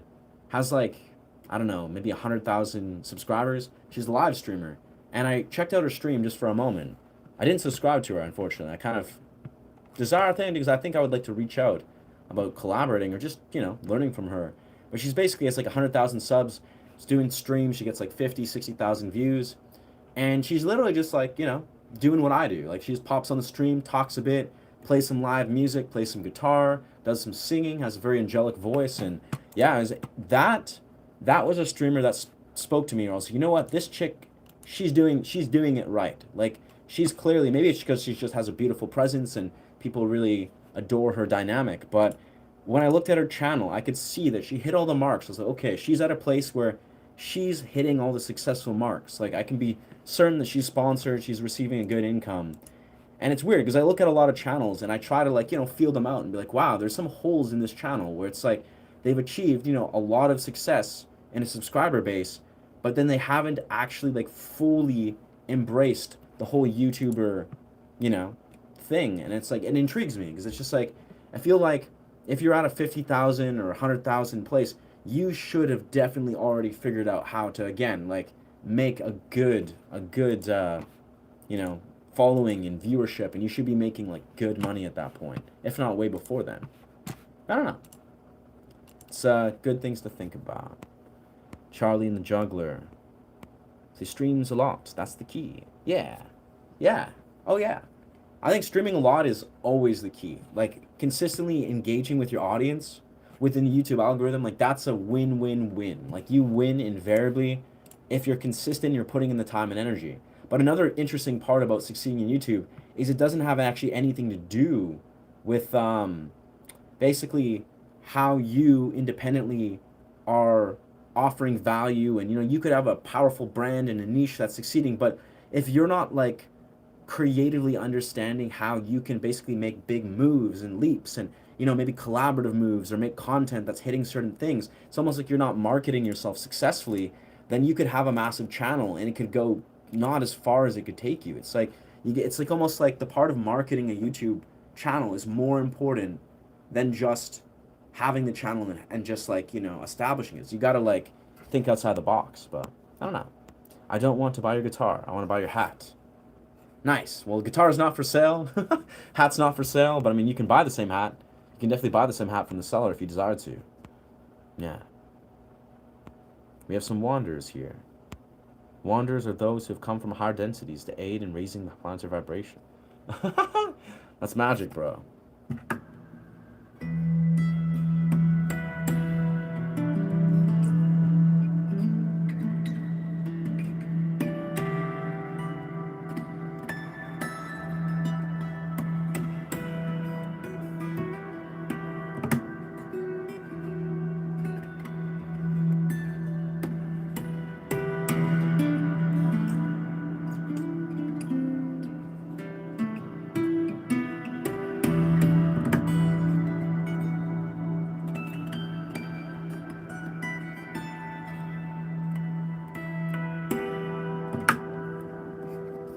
The dude in the lake does hand pan. I wasn't comparing. You have a unique presence, energy, and talent. That is something really special.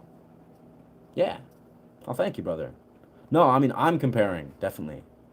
I'm comparing from an objective, like, marketing standpoint. I'm not like comparing, be like, they're better, I'm better, they're better. It's like, that's not, it's more of, I like to be very objective when I understand like studying YouTube. It's like, because YouTube content creation, it requires having a channel, being a whatever, having value, honoring your value, growing an audience.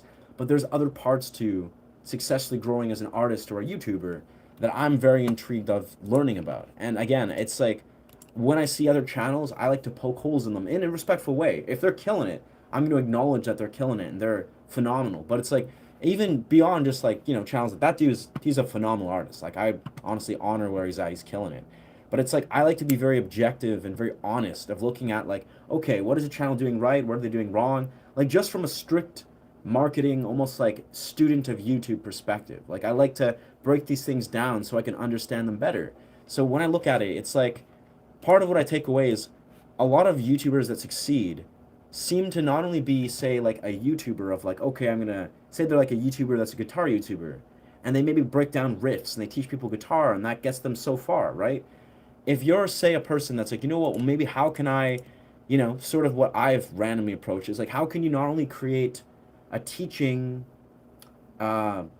guitar-centered experience, but what if you create an experience? Because YouTube is about an experience, right? It's about, like, if you can almost direct videos, as I've been, like, moving in direction, where it's like, if you can create videos that are not only knowledgeable and helping people and community building, but it's also an experience. Like, you're really, like, you're adding that special, like, directorial element that makes every video you do, like, an actual interesting, engageable experience. Like, you're watching a television show. That's the kind of way I like to compare it. It's like, it seems that people that succeed in YouTube, they treat YouTube almost like reality television in a healthy way, where it's like everything's episodic, everything's dynamic. You are the main character in your whatever's going on. And that's what I notice is the difference between some people that, make it, they go pretty far, like they do very well on YouTube, versus the ones that are like powerfully succeeding is those that take it to a place where they make it like this experience. It's like a whole different world that's an experience. And that's what I'm trying to kind of like connect the dots to, like, it's like, and a lot of it just has to do with being, yourself. It's like being your authentic self and having a vision. Yeah. I believed, moved into that. Often performs in natural settings. Yeah, honestly, I think there's a million different ways to succeed in YouTube, but it's like I like to just like study all these things.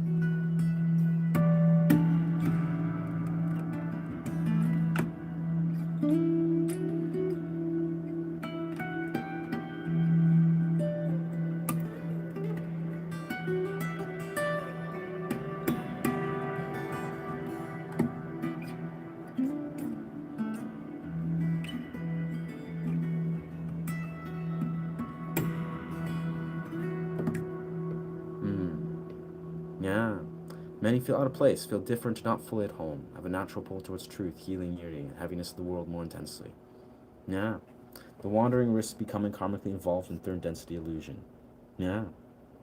Human nature, and I understand. No explanation with that. Many feel out of place. Yeah. Yeah. Yeah.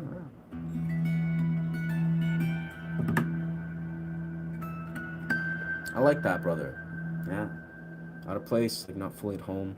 You know, I like to sort of just like connect to the simple truth is, yeah, like sometimes it really doesn't take a lot for humans to be like happy and at peace. It's like, you're right, it's like the 3D illusions where it's like we're always trying to find something to fill us or to like make us feel some sort of way versus just like surrendering to be like, you know what, less can be more. We can fall in love with the simplistic. And I feel that way too.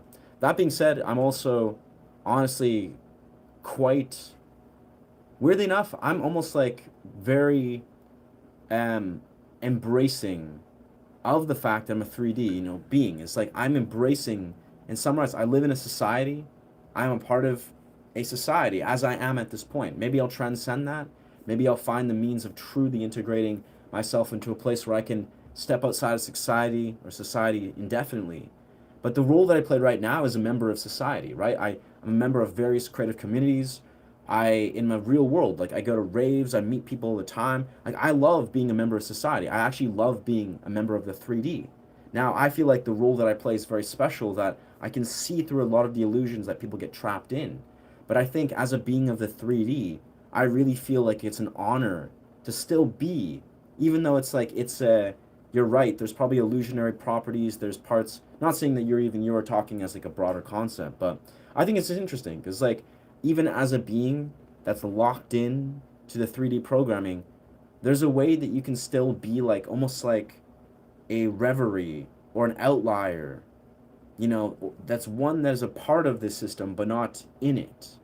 And it's like, I don't know, again, until maybe I transcend that. That's a part of why I desire to be a nomadic YouTuber, is I can cut all ties. I mean, you know what, I'm gonna go live in a remote part of, Japan or Thailand or some beautiful country where I can like successfully step outside of all these 3D societal um, you know, hamster wheels.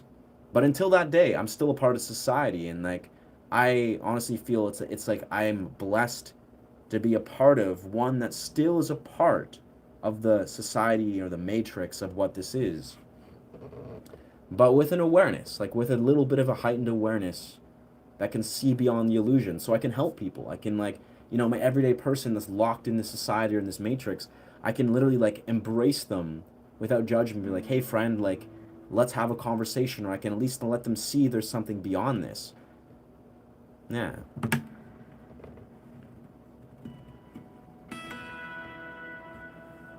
What's going on, Rye? Welcome back. Welcome back, friend. I understand the OTP is very, curiosity is divine. Yeah. Yeah, I gotta say, bro, your animated series with your level of philosophical depth, it's beautiful. It's beautiful. Like I really love what you're doing. I've said this once or twice, but I really enjoy what you're doing, and I really would love to see you, yeah, like continuously just like, yeah, succeed. Yeah, right. The wandering comes to serve, not by doing, but by being, radiating a frequency of love, the illusion of separation. Yeah.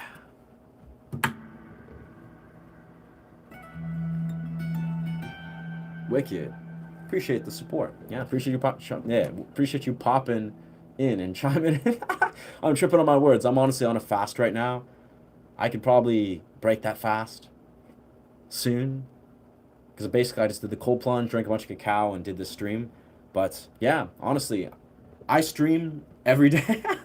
You know, sometimes yesterday I streamed for 6 hours. It was like a 4 hour stream and a 2 hour stream.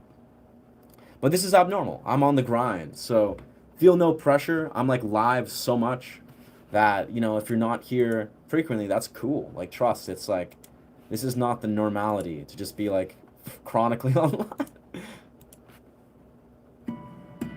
I always appreciate the support though. I mean it, brother. You're killing it. You're killing it.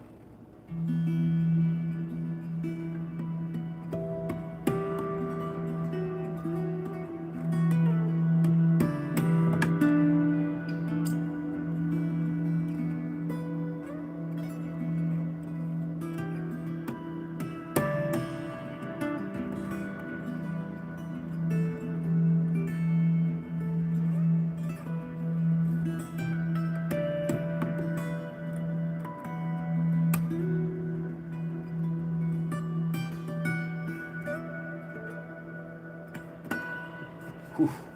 Yeah, this fast is catching up to me, I feel. I can feel myself slowly declining. I'm like, okay.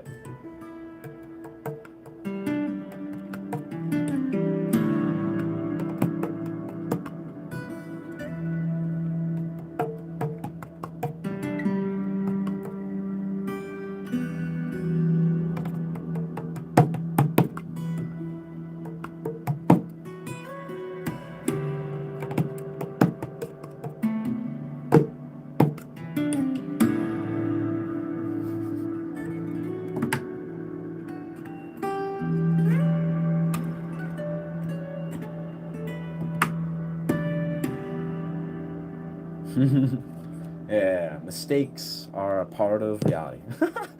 Perfection's not real, friends. Oh wait, what's good? What's good? Welcome, Ryan. Welcome, fellow Ryan. How's everything been? Honestly, super dope. Yeah, honestly, like, I've been rocking a lot of cold plunges. Things have been really at a very beautiful high. Interpersonal relationships. My YouTube's been thriving. Um, like we're a couple days away from hitting 3K watch hours, which has been a grind. You know, I've been literally like grinding, and in about 2 weeks we'll hit 4K watch hours inevitably, maybe sooner, or we'll get officially monetized. So we're in a very interesting reality where, yeah, I feel like there's a lot of love in my life. I've gotten a lot of support in the real world, outside the real world, and yeah, feeling healthy, feeling full of healthy dopamine. So that's, yeah, health is good. And within that, yeah, you know, we're in this weird, bizarre reality where I am like actually on the cusp of receiving income through YouTube, which is pretty wild because that's like a new thing. It's a new chapter. So, yeah, very excited for what's to come. And part of it too is like I feel my ability to hold space, you know, for people. Nice. Magic. Ah, I've gotten support. I've got support. I don't know what it is. Wow, magic. Shout out number 5 Fitness for being the first. I got the first donation to my Ko-Fi. So dope. That's the first. I gotta tell. I know number 5. I'm not sure if number 5 Genius Tracks is here, but my man, he's giving me my very first donation of $6.70. First money that I've ever earned through YouTube. It's a monumental moment, I swear. I remember I felt the same way when I started busking, and I like made my first $5 tip, and then I made my first $20 tip, and I was like astonished. I'm like, oh damn, like this is wild. But yeah, man, I'll have to give him a personal thank you once I see him next. But that's so great. 2 coffees. Ah, so Ko-Fi is like you're giving people coffees. I see. That's what it means. Amazing. Yeah, it's first step ever. I've made my first 670 on YouTube. It's great. That means a lot. Like, it's so great. And we're just only going uphill from here. Ah, we cool and chillin'. Yeah. We be chillin', brother. Again, we're on a fast. Lots of cold plunges. Nervous system regulations on lock. And what I mean is difficult to discern truth when I'm not directly experiencing it. What I mean is difficult to discern truth when I'm not directly experiencing it. Concept of time travel is very interesting. I love all that OPT. Yeah, I love all that. Good for you. Love from Germany, Berlin. Thank you, love. Thank you, Sony. That's very kind. Sending love. Whoa. Sending love from British Columbia. Sending lots of love from British Columbia. Let's see. We're at 2:35. Magic. Only love from here. It's honestly, yeah, we are ascending, baby. We're ascending into the continual path of whatever this is.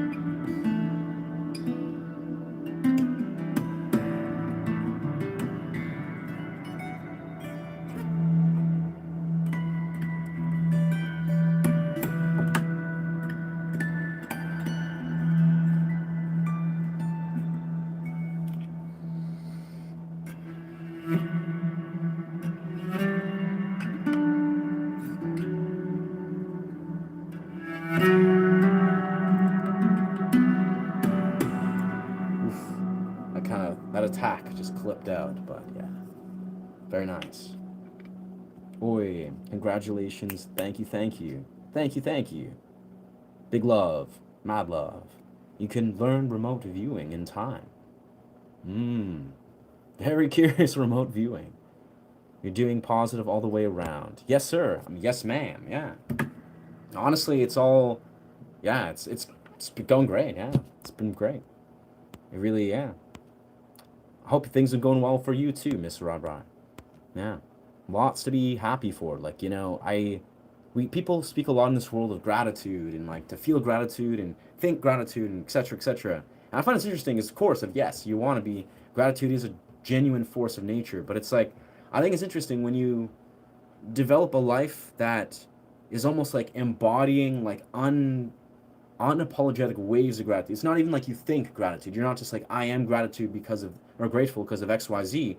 Your mind is literally just like hit with waves of like the energy of gratitude. You're like, wow, I can't even turn away from how much I have to feel grateful for. It's almost like gratitude is like a force of nature. It's like an energy that it just washes you.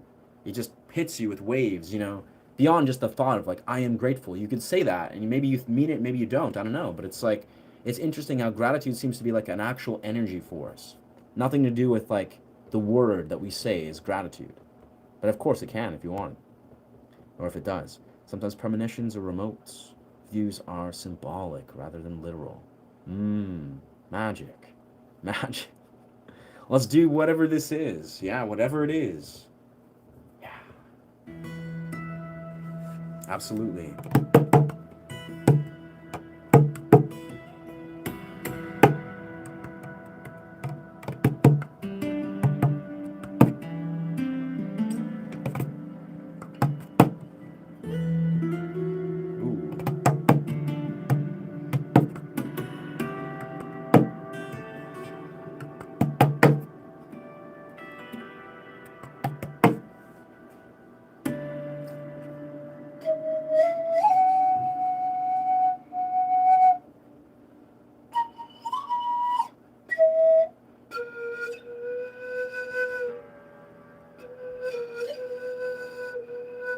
Kind of lost the key there, but we'll return to the right key. Nice.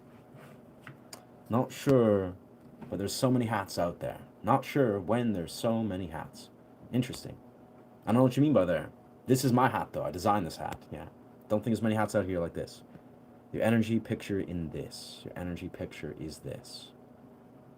Whoa. I've been working a lot and I have a few days off, so I'm going to make the most of it. That's beautiful. Yeah, I hope you are honoring yourself, honoring your body, and nourishing yourself, you know, with your time. White glowing and moving circle of light. Whoa. Ah, light through your upper chest and rainbow bits spitting out your upper body. Whoa. Wow. I've never visually seen, well, not never, very rarely seen stuff like this. That's magical. That sounds very beautiful. Yeah. Not the Peruvian flutes. Nice. Thank you. Thank you. Thank you, Ryan. It's Romanian for the outlier. It is a Romanian pan flute from Poland. Yes. Peruvians are the ones I have over there. Those are Peruvian. Much harder to play, much more niche, but this is a Romanian style.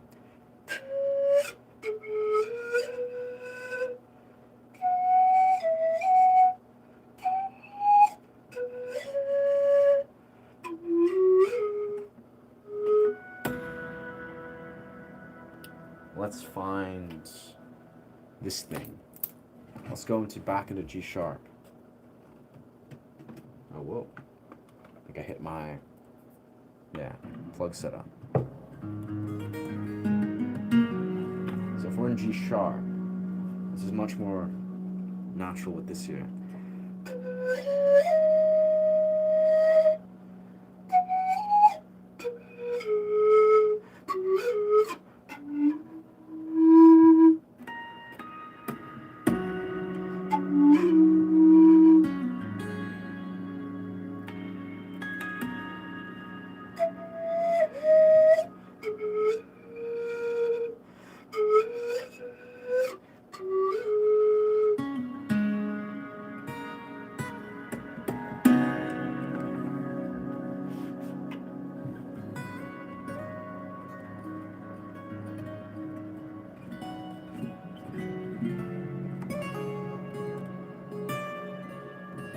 Whoa.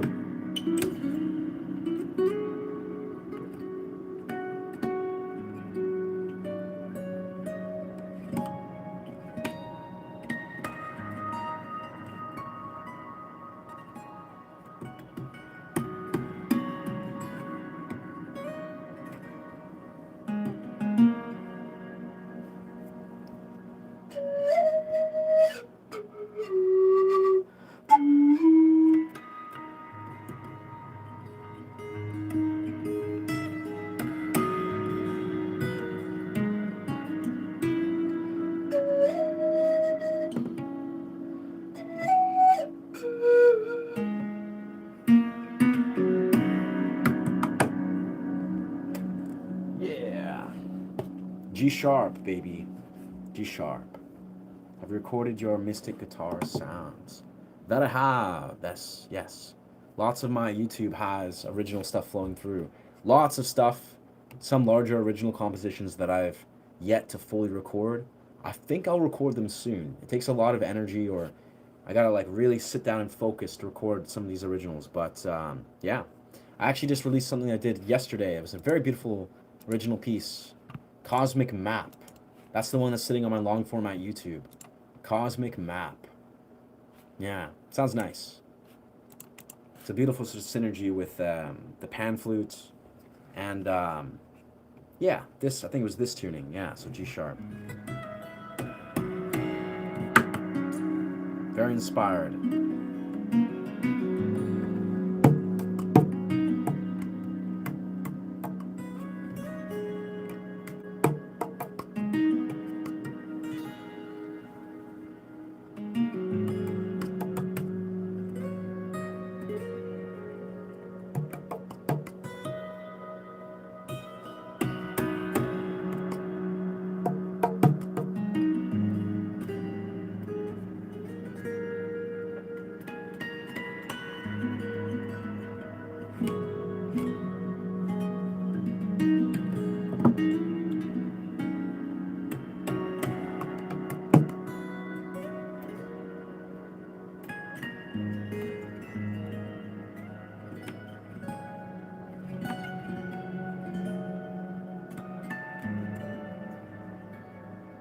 That's a wild key shift. I like it.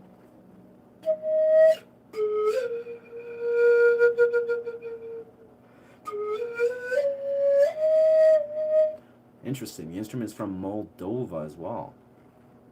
Wow. Yeah. This is from Poland, actually. Poland, and then this is Romanian style, but Moldova. I'm not quite sure. Where is Moldova? Let's give it a quick check. Ah. Eastern Europe. Ah, yes, of course. Is in the border by Romania. Yeah. So right next to Romania. That makes sense. Yeah, it's Romanian style. The Romanian culture, I actually dated a Romanian for a year and a half. Like, she was like very, very interesting, very beautiful soul, and yeah, I love the Romanian culture. Like, I began to learn, from dating her for like a year and a half. I was like, Romanian culture is just magical. Like, her family was so wholesome. Everything about her family, she had a beautiful property, her family in Romania, and they would go visit every few years, and yeah. Yeah, Romanian culture is very beautiful. So it's interesting because I've had this pan flute for many, many years, but to then date a Romanian woman and just be like, have this pan flute and play this Romanian pan flute all the time and care with me everywhere, I was like, wow, this is like really interesting. A very interesting immersion in culture. Yeah. Yeah. Very cool, friend. Transylvania. Amazing. What's good, Billy? Welcome, brother.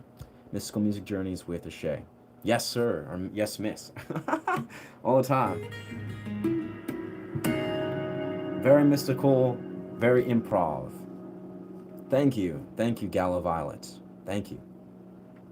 That's so dope.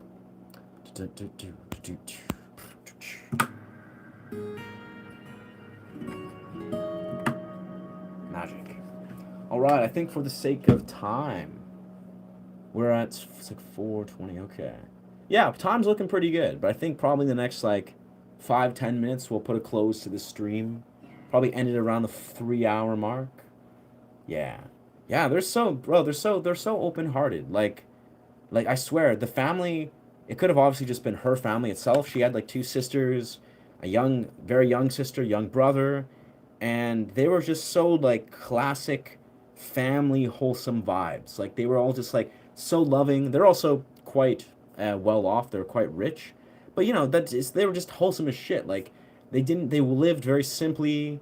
They all had these beautiful thick Romanian accents, and they were just so kind. Like, they just loved each other so much and would express that. And who I was dating, she was like the outlier, the kind of black sheep of the family. But no matter, it's like, which I'm kind of the same. It's like I could see I've never seen my family as a very close familial context. But her family, like these Romanians, again, it could be a coincidence. They were so wholesome. They were so sweet. They just seemed very close. I loved it. I was like, wow, I love this family.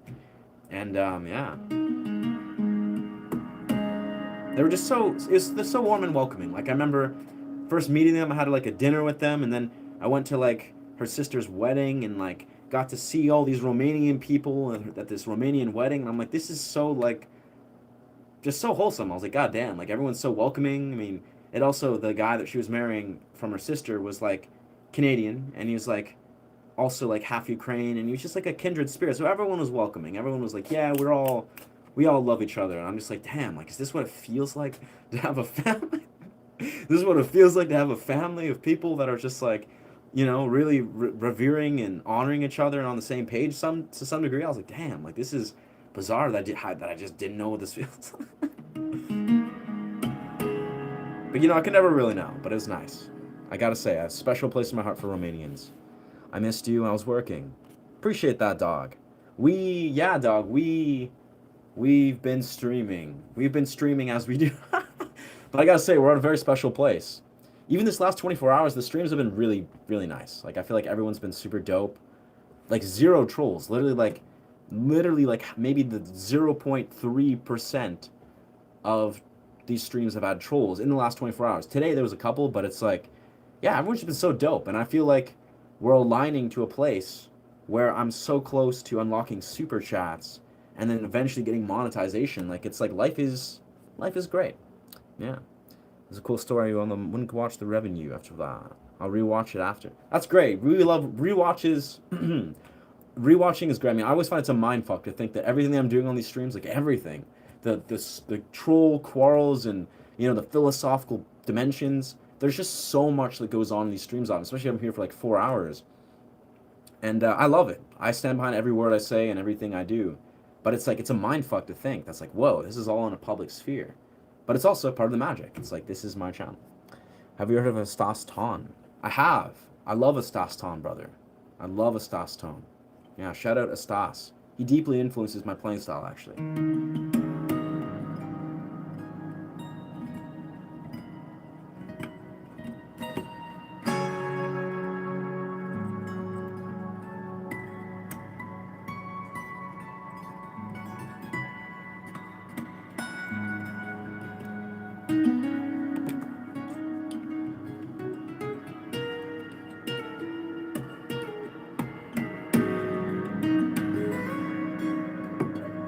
I wonder, let's maybe move. We're in G sharp. Let's move to. Let's try the 5th fret. So, whatever this is.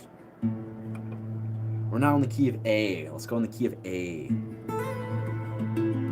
Ooh, damn, the key of A.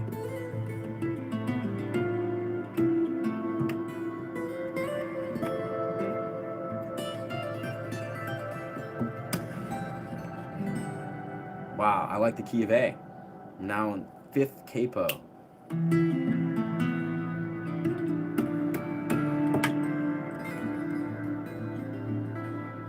What a blessing.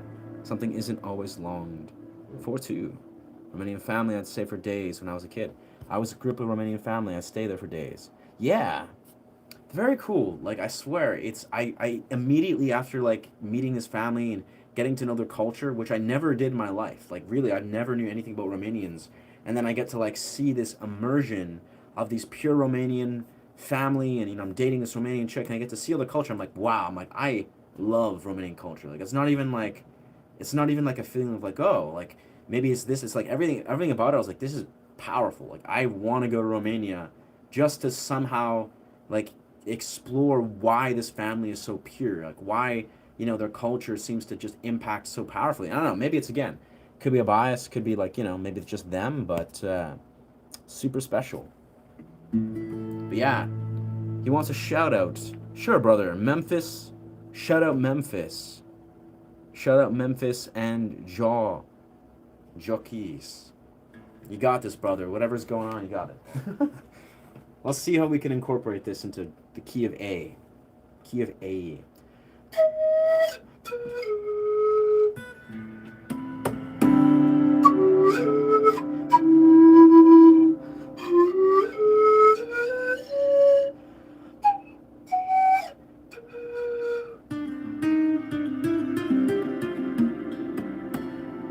I gotta say, the key of A is pretty good. I gotta say. I almost wonder, I have like a rolling capo somewhere, where I basically can change keys by simply rolling my capo. Maybe it's lower. It's in here. Is that it? Is that the rolling capo? Is that a rolling capo? I don't know, it's somewhere, but capos are really cool, where you can just like...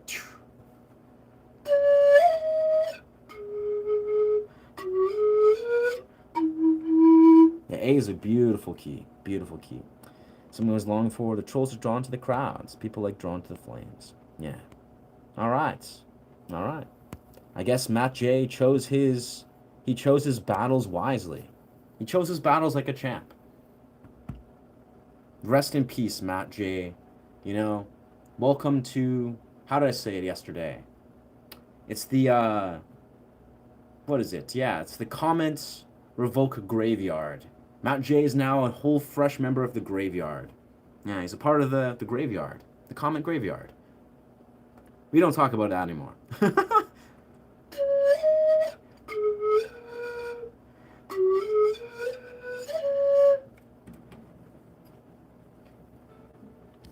The flute seems a bit tricky to play. Do you also have a straight flute? The one with the one flute tube.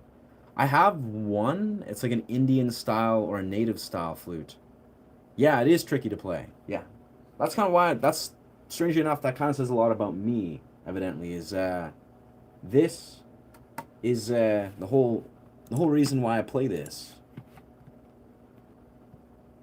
Nah,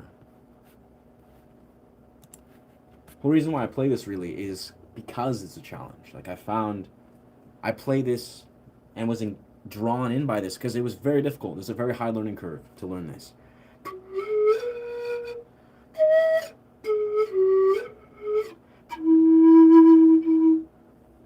But once you get it down, it teaches you a lot about music, you know, inevitably.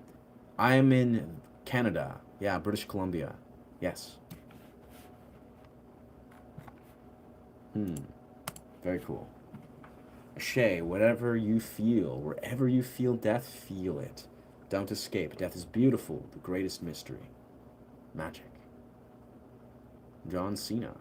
All right. I honestly do not know how to perform for tomorrow by Shaman. Interesting name for an artist, Shaman. But yeah, no idea. No, that's okay. No need to apologize.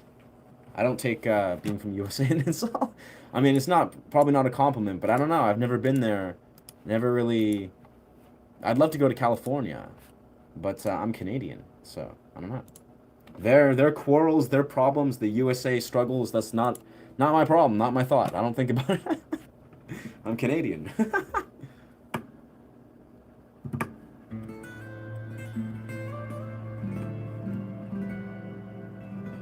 Cheers, mate. Yeah, I don't know. I know. I called it something yesterday. Yeah, it's like not the troll graveyard or not the troll jail. It's like there's a thing. It's like freaking.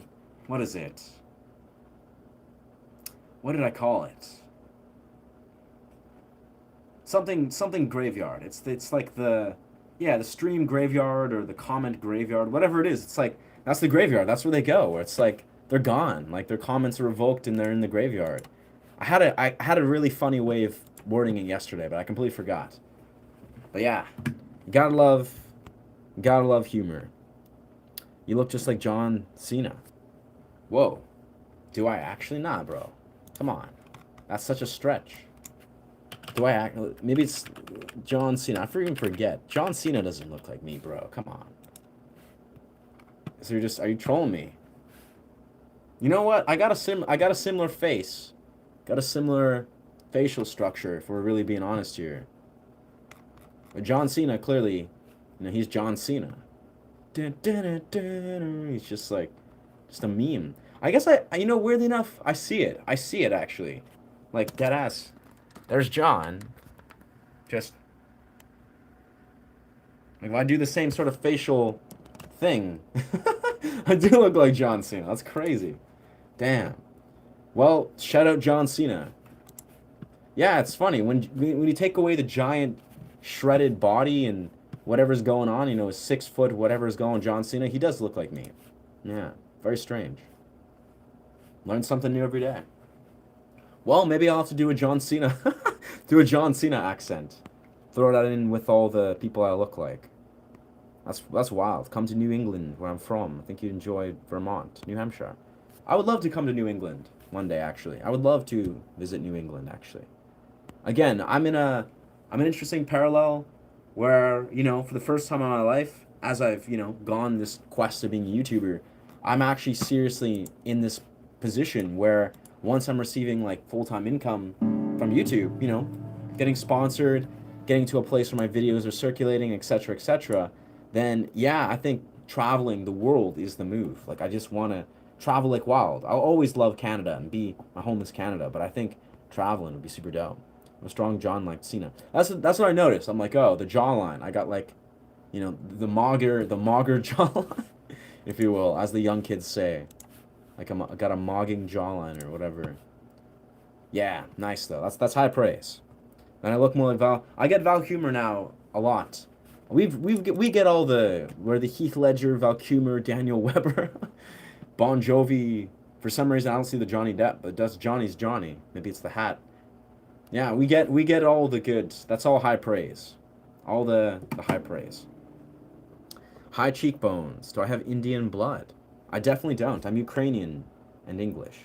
I know, apparently you have so many look. I've never thought about it, but weirdly enough, John Cena is actually pretty spot on. Of course, Heath Ledger's spot on, but also Daniel Webber's pretty spot on. And Axl Rose is a little bit, as I'm going to say, like that's a bit of a stretch, but it's weird. It's like I see it in my face, where it's like the lighting, when the lighting illuminates my face, when I got like a gold light that like illuminates my cheekbone. It's kind of weird, but it's great. It's like I have lots of, I look like a lot of people. Wow, play my guitar. That's magic, but you're way over there. I don't know what to tell you. But it looks like I'm getting hit on. That's great.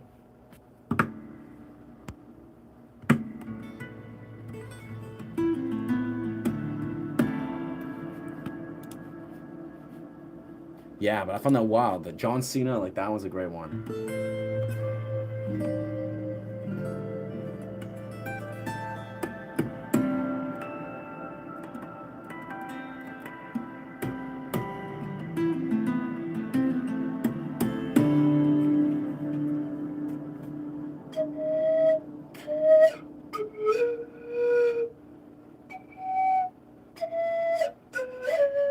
Yeah, A, the key of A is a very distinct key, I must say.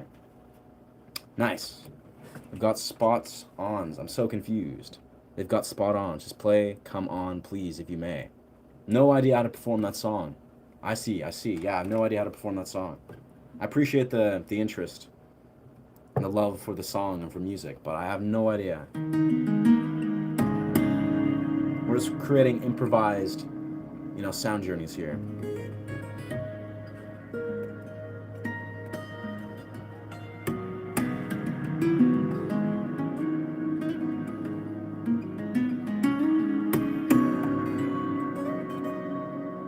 Key of G sharp.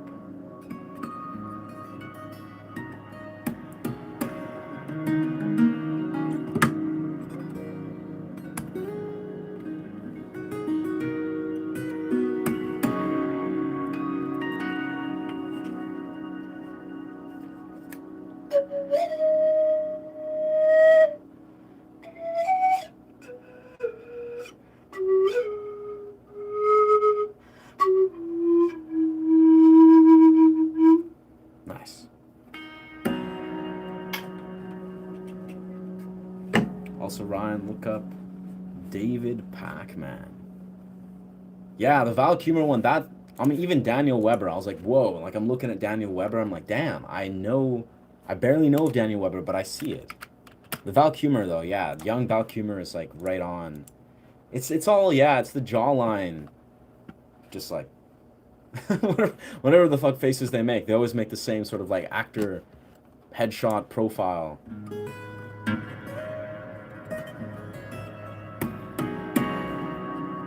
Play panpipes. That's phenomenal. I love that for you, Sandra. Panpipes is a very niche instrument, I must say. Like, it's a thing I really like. Also, Ryan, look up David Pac-Man. Interesting. Sure, brother. Yeah, let's check it out. The homie David Pac. American Argentinian host. Huh. David Pac-Man Show, one of the most watched independent progressive programs in the country. Okay.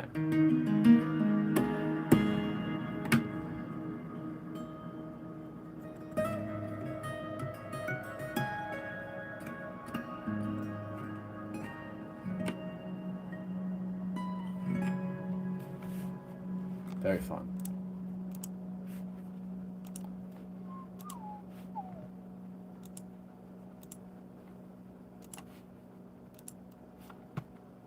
Do I like Anne Murray? Never heard of Anne Murray, yeah. At least not for my mistaken.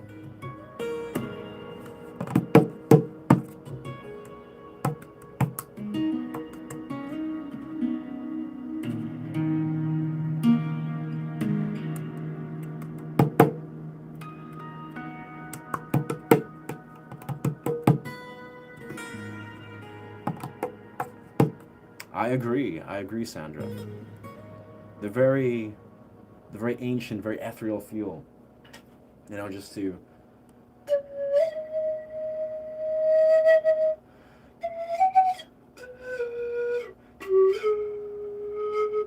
yeah, I've been falling in love with this instrument, you know, the pipes, the pan flute, for a while now.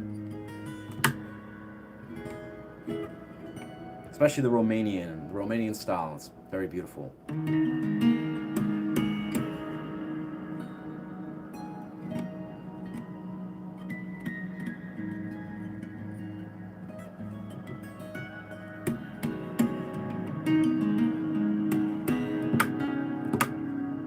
Do you see the resemblance with him? Oh, you mean to Jack or David's? What's his name? Oh, I think I closed the tab. He seems like his face structure is a little bit weaker than myself, but I don't know. I mean, similar type of realm. Are you in the area of Canada? You could film the nightlife or nature, anything you think is interesting. Are the areas of Canada where you could film? Yes. Canada, British Columbia is like a massive, massive landscape of forests, valleys. It's probably one of the most like visually stunning provinces in Canada. I mean, a lot of Canada is beautiful, but British Columbia is like wild. That's part of what I love about videography. I do a lot of videography where I go into forests and I live nearby, and I just capture all these beautiful, stunning captures of mountains and valleys. It's just everywhere. Like part of what I love to do is travel into deeper regions of BC, and then just go to like the mountains and the hot springs and all that. Hey, thank you. I love piano. Yeah, what I do is I start these streams where I do some piano improv and then just like weave in. That's magic. Thank you. Thank you, Sandra. Appreciate you. You're a gem. I love this hat too. Yeah, thank you, dog. I designed this hat actually. Yeah, I designed this hat. I just went back and forth with this one hat maker on Etsy from Pakistan, and she's super dope, and basically designed every detail of this. You can't really see that well, but the color palette, it's a dark auburn garnet. It's like oxblood sort of, which is a beautiful color palette. You can't really make it out with this lighting, you know, through the camera, but it's very beautiful. It's definitely my favorite hat I've ever owned.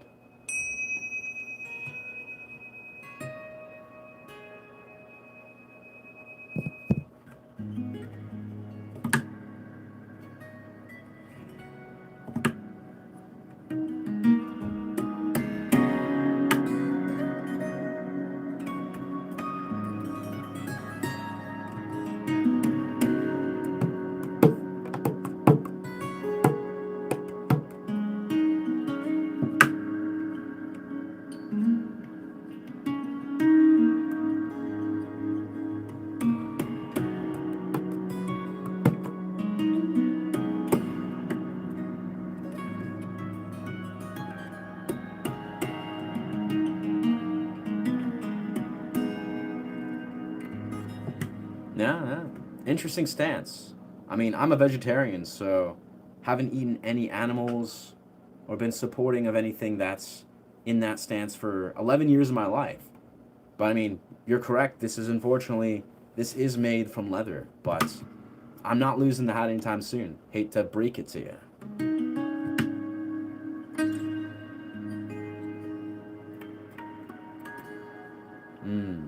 Interesting. Visited Ottawa and Toronto. Toronto. Nice.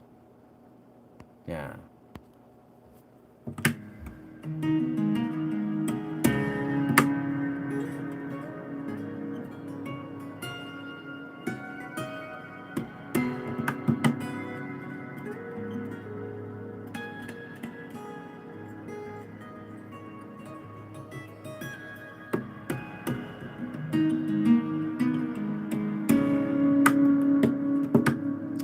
Canada is one of the big countries. It is pretty massive. Yeah. Especially what's interesting about Canada, well, British Columbia, is like a mass majority of it is really just like forests and again, like hot springs and mountains. It's like you have where I'm from, you know, Lower Mainland, and then there's this larger dimension of it that's just, yeah, an Easter bonnet. Look at my hat. Ah, that's beautiful, Sandra. I gotta say, I love women that can rock hats. I gotta say, that's like a thing. You definitely look like you got great taste.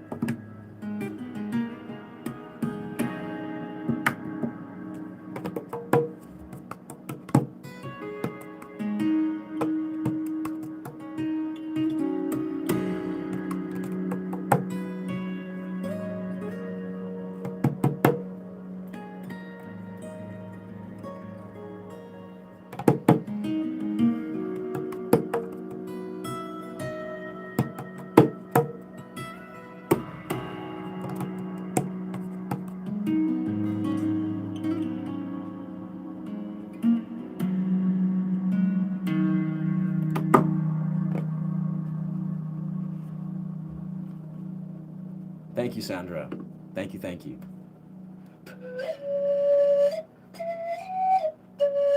Hope you stay safe too. Yeah, thank you for chiming in. Yeah. And good luck practicing the panpipes and stuff like that. How long do you play the guitar? I've been playing the guitar for 16 and a half years now.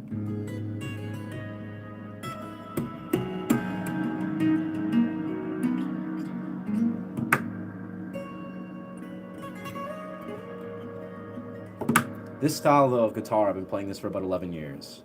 This very like finger style, classic flamenco. Yeah, that's what the style I've been developing for about 11 years. And it's good. It's good. Maybe just under that.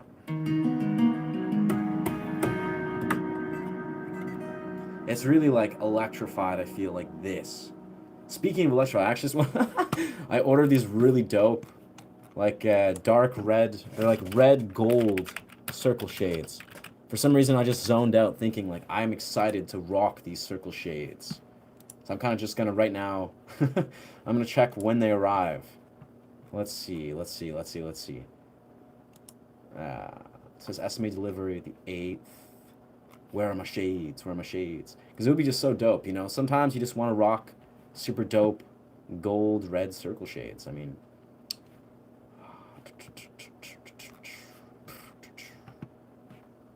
okay, I gotta find where the shipping is. Have you got a girlfriend? If so, be happy. I do have a partner, but I mean, it's technically we're non-monogamous, but I typically lean towards monogamy. Yeah. But yes, I do have a partner.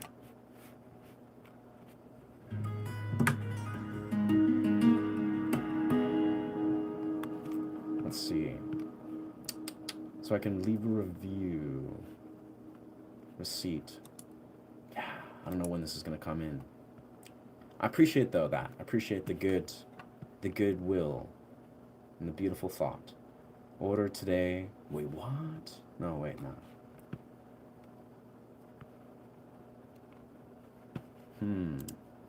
Etsy has made this really complicated for me to check out when my shades are coming.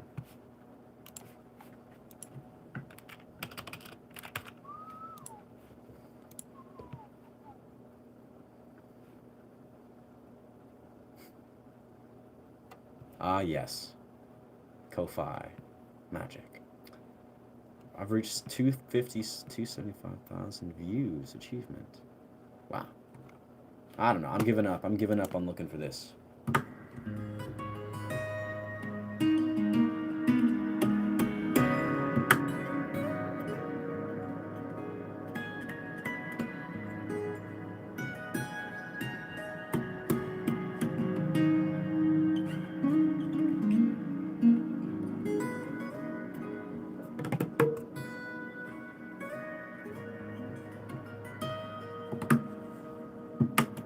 Look here comes from the Men in Black. Galaxy Defenders. Interesting. Wow, damn, that's, I don't know what you're talking about, but I'm about it. Thank you, brother. We love Heath Ledger here. Rest in peace. Rest in peace, Heath Ledger. Ashe. Uh, that's wild, though. So look, here comes the Men in Black Galaxy Defenders. I don't get the reference, but, I mean, yes. Absolutely. Wearing Me Out. April. Yes. No, where's this? I'm trying to find this. Why is it so difficult to find the shipping? It's got to see when my shades are coming. It's just, yeah. How are we at? So we're at 3:16. We've been like stretching. We like to stretch these streams out, but I would love to. I'll probably in the next 15 minutes, because I'm going to a rave later tonight. I want to make sure I'm staying on top of my time. Okay. Okay, I'm gonna do one thing there quickly.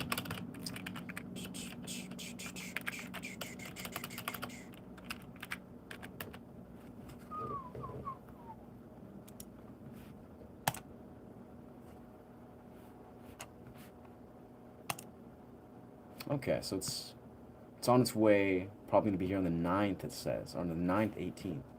9th, 18th. Ah, that's not very specific. Yeah, no, I've seen Men in Black, yeah. So I see you're referencing. Very nice. What is your favorite kind of jam to spread on toast? I mean, I don't eat toast. I don't eat bread anymore, and I don't eat jam, so the answer is nothing.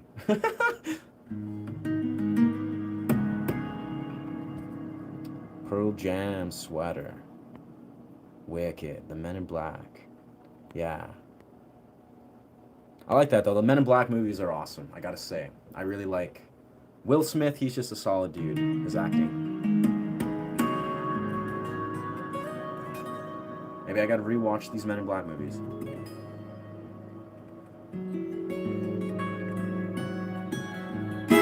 Whoa, that attack. Oh, wow. That's a really beautiful chord.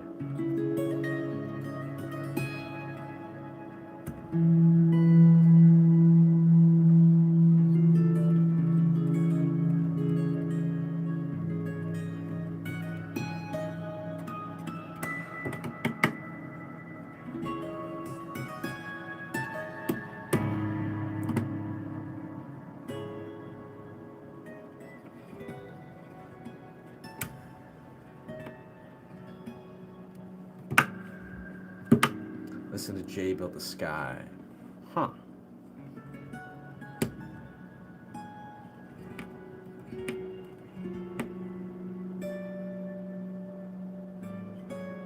Oof. So.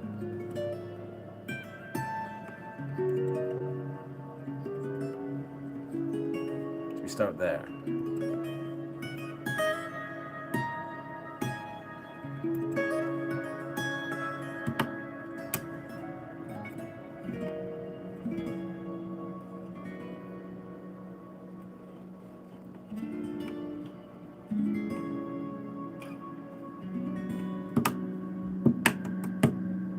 Will Smith, he's been a bit of a naughty boy, banned from the Oscars.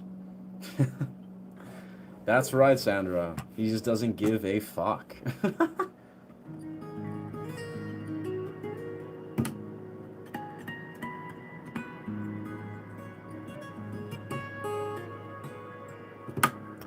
Do you know the Metal Gear Solid theme, classical version? There's a Spanish guitar. Ah, the crest of the movement. It's sublime. Interesting. I think I did hear at some point a Metal Gear Solid, yeah, type of arrangement. There's a lot of really good arrangements of that sound, but thank you, brother.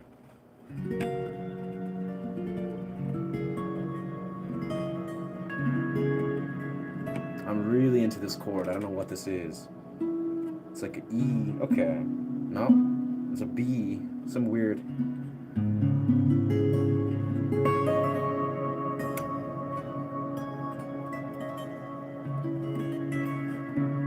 And I'm doing like an open Ah, yeah.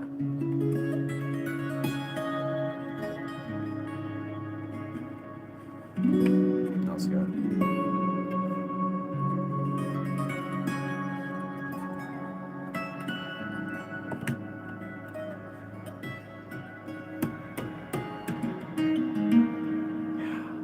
Magic. That's a good sound. So embarrassing. Love that chord. Thank you, brother. I feel very drawn to this chord. I don't know what. It's some sort of weird variant B chord with a C sharp in there. I'm really attracted to C sharp. Like, that's what I've been noticing universally. I don't know why. Like, for a while I've been very drawn to E major, and then I played around with A sharp minor as a beautiful key as well, but for some reason, C major, like that, or C sharp, not C major, C sharp. C sharp variants. It's like, so we're here for like, alright, so C sharp into like a B chord.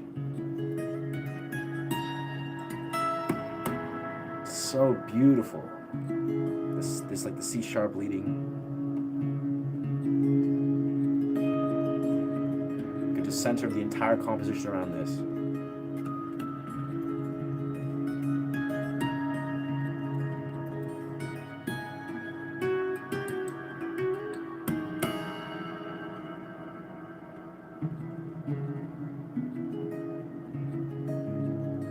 Will Smith.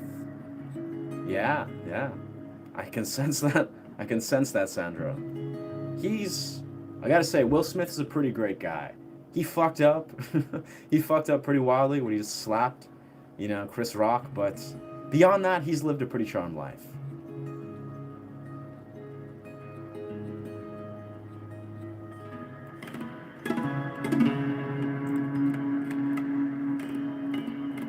Thank you, brother. Thank you, Damien.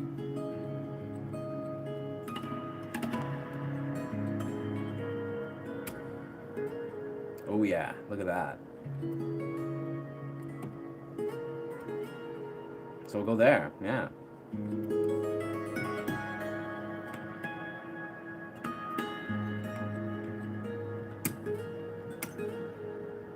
Yeah, yeah.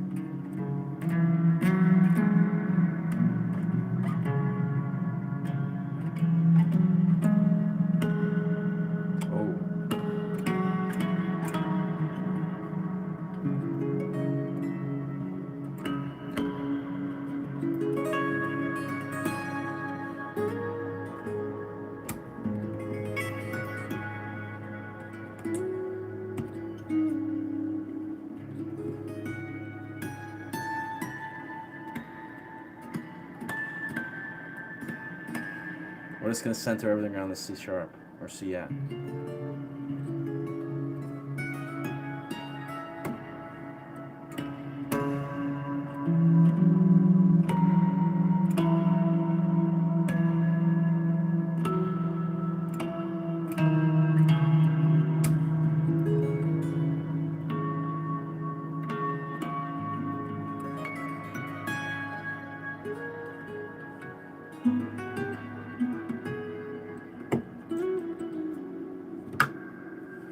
Whew. Yeah. I like peace and tranquility too. Nice. I Built the Sky. Album The Quiet Place. A really nice project if you have time then. Huh. Some say he's really mean to his son. Oh, the Will Smith thing? Yeah. I think Will's whole family, without a shadow of a doubt, Will's whole family sadly is very dysfunctional. Unfortunately they're all in the public light, But it seems like Will's whole family, his spouse dynamic, his dynamic with his son, his dynamic with his daughter, I imagine, it just seems really dysfunctional. But I don't know. I built the sky, album The Quiet Place Away. Interesting. Hmm.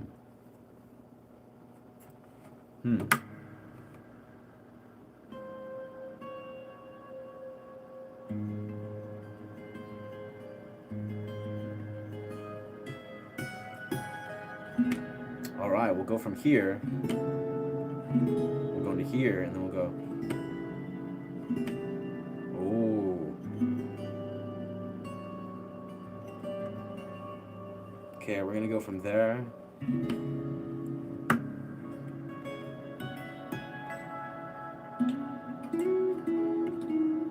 Then we'll go into somewhere here.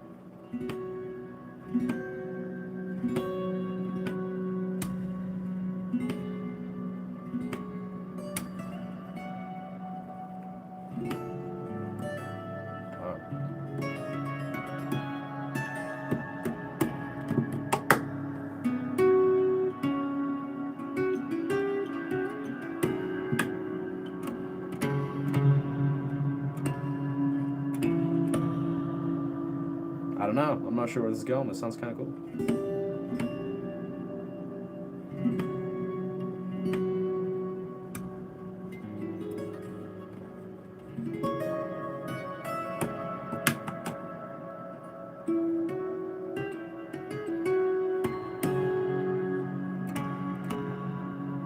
I don't know.